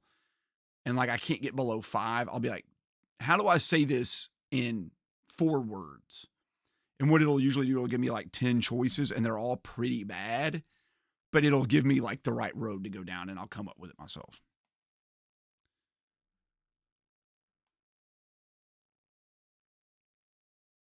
Master Gamer Guru X, you want me to hire you? What are your rates? MB, thank you so much for hanging out, dude. I'm anti-AI except for a couple little things. I like it as a tool, but a very limited tool. And VR, it just depends on what it is. I'm mixed about it. I use my wife's. She has a pro Chat GPT account. I used it. My beard makes me look younger. I know because it's all like dark now, man. It's that shampoo. You have to host local agents and train them yourself. Oh, Lord. I do have a local agent for GPT or for AI that I used back way back. When I first started the channel, I was like trying to learn of ways because I realized that when I started YouTube, I was just doing the same crap like I had seen and that nobody cared. Nobody wants to see me do a worse version of a video that Metal Jesus has already done.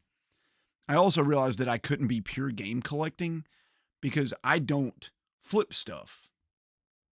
I just buy things. So I realized I was going to have to spend a ton of money to do YouTube because I was going to constantly have to be buying stuff. Or I could talk about my collection, but eventually I would run out of games to talk about. So I was trying to like pivot and focus more on like playing the games, which is what has happened. But I had this idea for this like AI mascot called RN Ring, which stands for RNG. And she was like an evil AI. And she was the one like responsible for the random number generator algorithm, right? She was like trying to torture me. And in some of my videos, I mentioned her and like I talked to her and stuff. And so I generated this AI model. And it was fun. People enjoyed it. I thought it was kind of cool and silly. But my wife didn't like the idea of me generating a bunch of like AI women all the time. And I'm not gonna lie to you, generating the AI images and getting them to do what I wanted them to took too long. Also, on my second channel for a while, I was doing AI generated thumbnails because I thought they were hilarious. I thought it was really funny. And people enjoyed it, but then there was this big backlash against AI, so I just stopped doing it. So thank you so much, Bryce.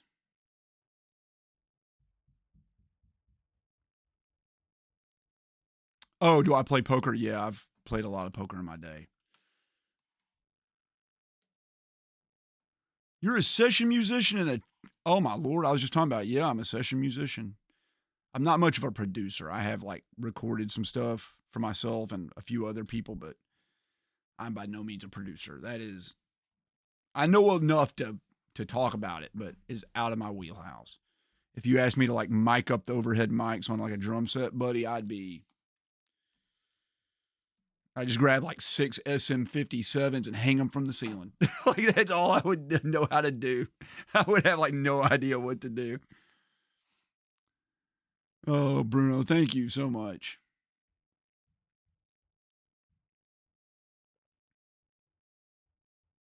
I don't think all games are going to go VR at all, Neil. People still like just sitting there and relaxing. VR is not relaxing. There's going to be like, could you imagine Sound Barrier taking like an SM57, like all mid-rangey as hell, and just putting a bunch of compression on it and just putting it like right over a sizzle ride and just have the dude just crash the sizzle ride? What that would sound like? Do you think there would be any way to make it not spike? I would love to hear that. It sound terrible. It'd probably sound like a sample or something. Yeah, Neil, I think you're probably right. That's how we're gonna survive the energy death of the universe, right? We're gonna have to upload our brains into like a simulation and set it so like 1 second of real time is like 100 trillion years inside the simulation. That's what it's gonna be. You use Pinnacle and Nero for editing your videos? Man. What are your rates? You gotta tell me how much you charge. Because I am not a bad video editor. I'm actually naturally pretty talented at it because I think it's because I don't know how to do it and I watched no videos on how to edit. And I edit. Now I can mix audio. I know how to mix audio. And I just kind of edit videos the way I edit music, if that makes any sense. I just treat my voice like it's a audio track and like you're editing to an audio track. Like you want the cuts to be on the big downbeats and stuff like that. I just kind of do it like that. I'm a good editor. I just don't have time to edit all the time.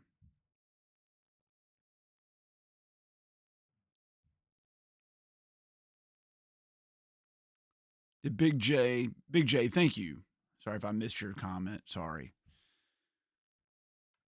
Pinnacle and Nero. I'm not even familiar with those.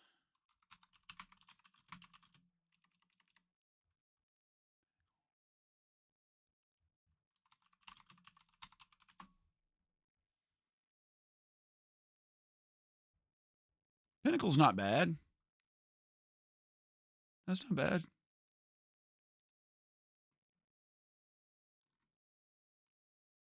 Pinnacle's like $80. Nero editing. How much is Nero?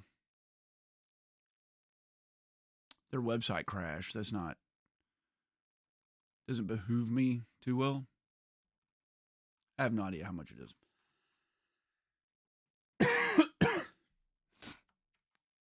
Pixel Perspectives, Pete, thanks for hanging out. I use Movavi, and it's the worst of all time, but it definitely gives my videos a unique look.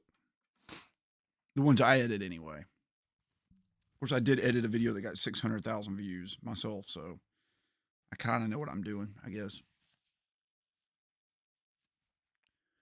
Picking my next backlog game, Ace Combat 7. Everyone's been telling me I need to try the Ace Combat games. I kind of don't like dogfighting games, I've realized. So, I don't know. Mirror's Edge Catalyst, that game is garbage. That game's awful. If you played Alan Wake 1, you need to play Alan Wake 2. I probably couldn't afford you, Master Gamer Games Guru X.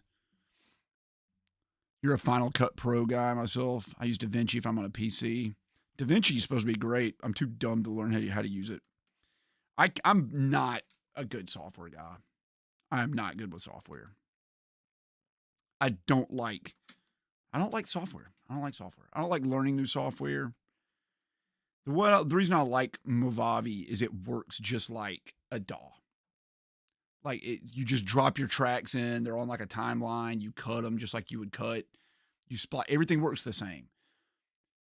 I don't understand the two-phase system with Premiere where you like drag all your files into one folder and then like organize them, and then like I don't understand that.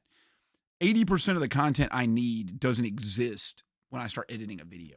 Like as I'm editing the video, I make and find the stuff I need for it.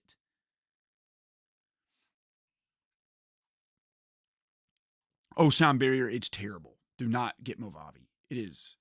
It's gotten better, but it is not a good editing software. I do better when I have limited options. I'm creative when I'm limited. Limitations breed creativity for me, and Movavi is very limited, and I like that about it. I can learn to do a lot with a little. If you give me too many options, I get decision fatigue. I decide too many things on a daily basis, and I don't want to have to make more decisions. Thank you.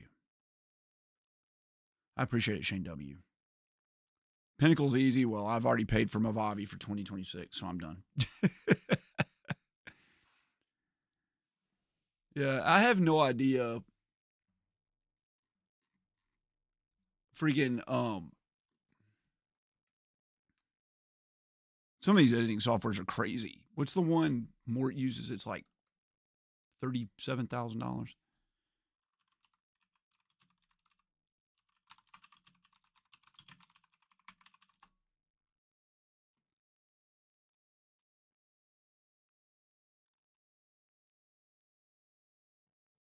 Autodesk Flame.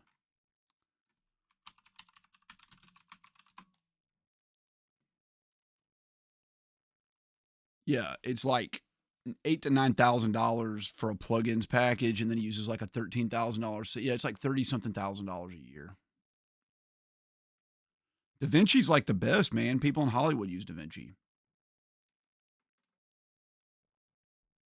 I liked Control. I didn't find it to be particularly scary, but it is tense. There's like the Boom Library sound bundle. It's $13,000 a year. Just the transition effect for this one is $4,350 a year. The sound effects bundle is $26,500 a year. The visual effects bundle is $11,000 a year.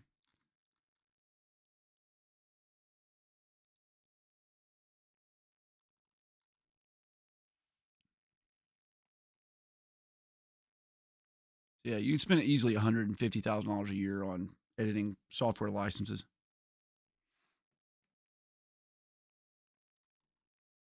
Movavi is like $100 a year, $95 a year, or something like that. I would use DaVinci if I could figure out how to do it. Oh, I'm sure you can. My university uses Oracle to process their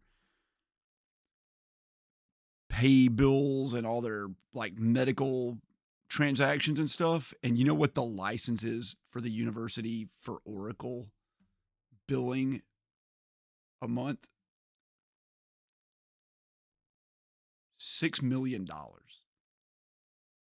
$72 million a year for the license to Oracle software that has not been updated since like 2004.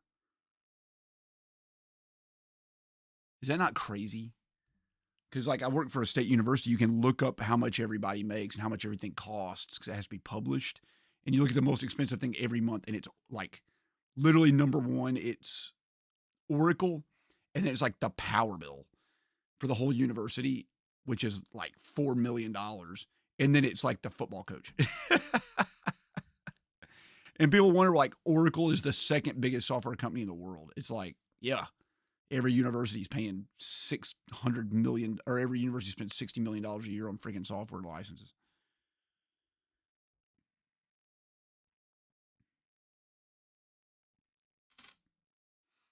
All right, guys, I got to book it. I got to go upstairs. It's time for dinner. I appreciate you guys. Thank you so much for hanging out for my impromptu stream. It was fun. We are about $125, $123 away from our next tip goal, which is good. That means it gives us some time. I will be at Retro Rigs Convention this weekend. I'm leaving in the morning. I'll be getting there on Wednesday. I'll be with my family. But at the convention, I think they're going to not be there. I'm going to be there just by myself. Do not be hesitant to come up and talk to me. It's no different than this. I will sit there and talk with you all day. It's what I'm there for. That's what I'm going to do. I'm not going to, I'm taking money with me, but I don't expect I'll buy any games. Now, I may be drunk, but I'm a very nice and polite drunk, okay? So be aware of that. But do not be hesitant and don't be intimidated to come up and talk to me. That's why I'm there, and I want you to come do it. And if you see somebody milling around, obviously trying to build up the courage to come talk to me, go pat them on the back and tell them to go ahead, that I'm a sweet teddy bear, okay? I'm not going to be mean, okay? I'm not going to jump on anybody. I'm very nice, I promise. Those of you who have met me in real life will tell you I'm very nice and friendly, just like I am here. I'm exactly the same. I'll try not to lose my voice, but they're serving alcohol at this convention. I will probably most definitely be drinking. So be aware of that. I'm a good drunk usually. Akash, we're not drinking Woodford Reserve. Akash and I and Jay from the Game Chasers drank an entire bottle of Woodford Reserve in like a 1 hour period. Out of the trunk of my car. Cracked the bottle open and just handed the bottle back and forth and drank the whole thing. We were all absolutely good and lit. It was wonderful. Play something crazy. I mean, I play all my games randomly, so unless something crazy gets picked, that's it. We did play a Togi. That was pretty crazy.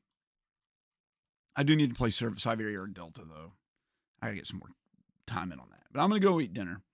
I appreciate you guys. Thank you so much. Oh, crazy music? Like what? What do you want me to play? My game time is structured. Yes, it is structured. I'm done. I'm not going to be playing any more games till I get back. I was like, I'm going to take a game with me on the trip and play it. And then I was like, I don't get to because I got to freaking edit a video where I'm going to call out all the damn resellers. That's going to be fun, huh? I'm going to call out the resellers. I'm going to start a big controversy.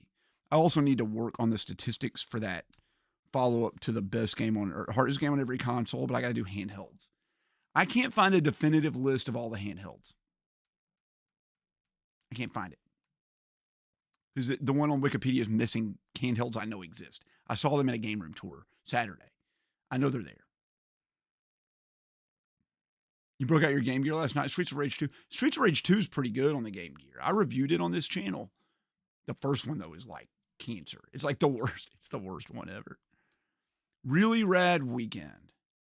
I don't edit all my videos randomly. The big, large scope ones, the huge videos that are more complicated to explain to my editor than it is just for me to edit myself, I edit those.